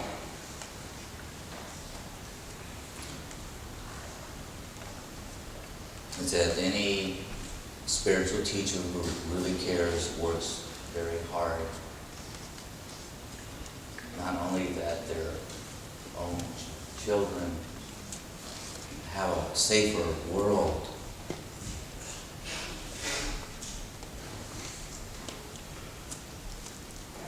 but also other children of other parents.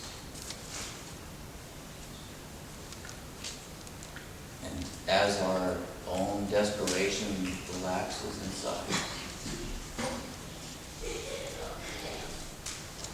and it's not so much me, my, I, but us.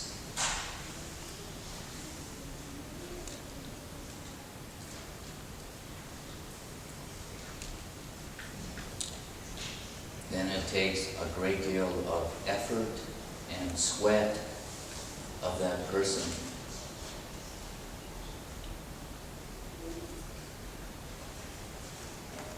Because I know we were basically all raised not to put out that effort and that sweat, especially for others. We only do it for ourselves.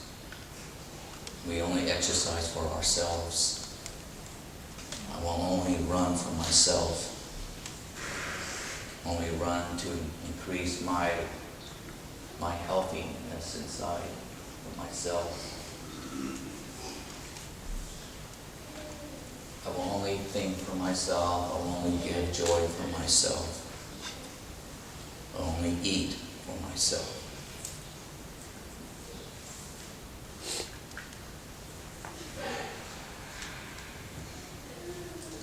But a spiritual teacher doesn't do that for themselves anymore. They do it for the others. They sweat and work hard for the others. Just hoping that the others recognize it before the teacher can't do it anymore.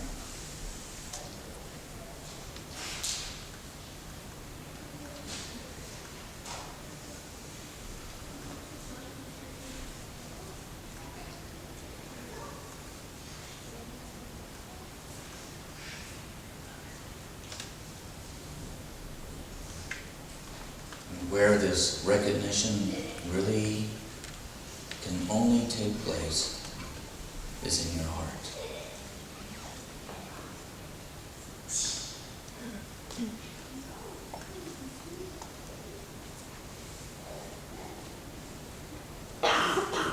The mind is like a very dry sky.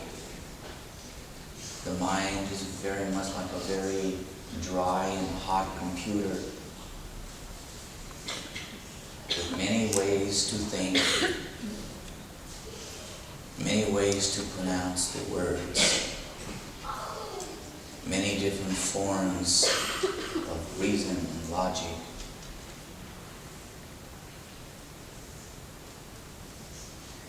And that's why it is so easy to break contracts and force young men into war.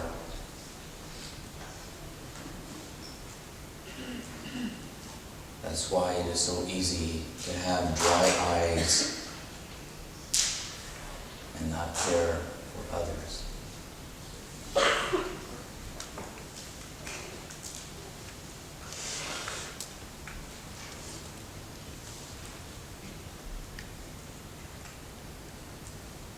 The ocean is a very small drop of water.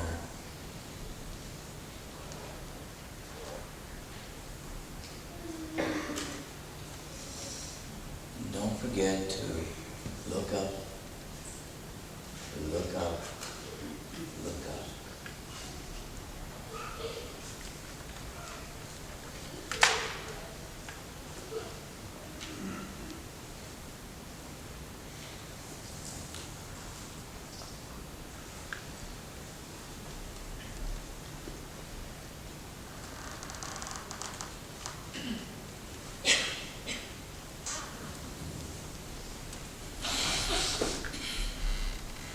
Straighten up your backs.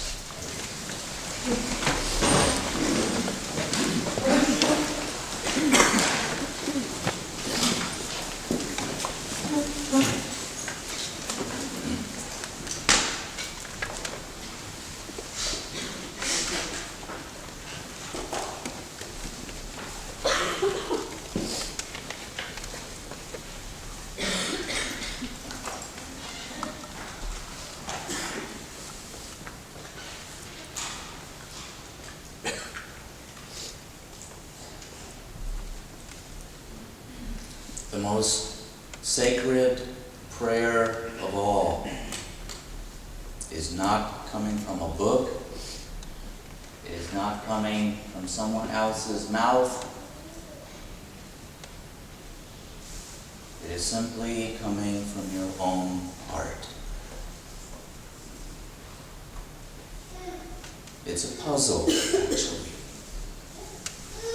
Your job is to unlock this puzzle. It is a very simple puzzle. But because of our conditioning, it's a very complex puzzle.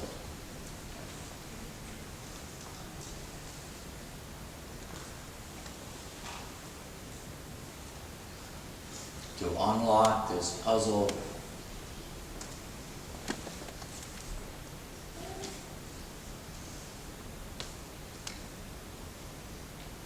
we are no longer identified or locked in with the mind.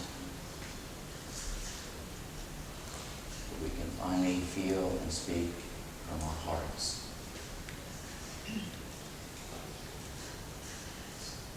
The most sacred prayer of all is not coming from a book. It's not coming from someone else's mouth. It is simply coming from our own hearts.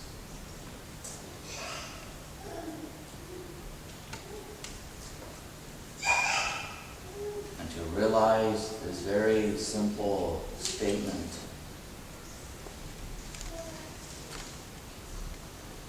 it ignites the pilot light inside and creates an internal explosion that doesn't stop exploding. It just continues to expand.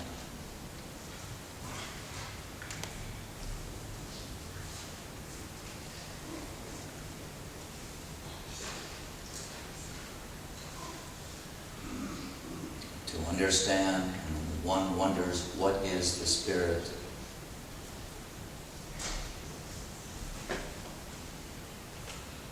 Infinity. And that's what this very simple statement unlocks, is infinity.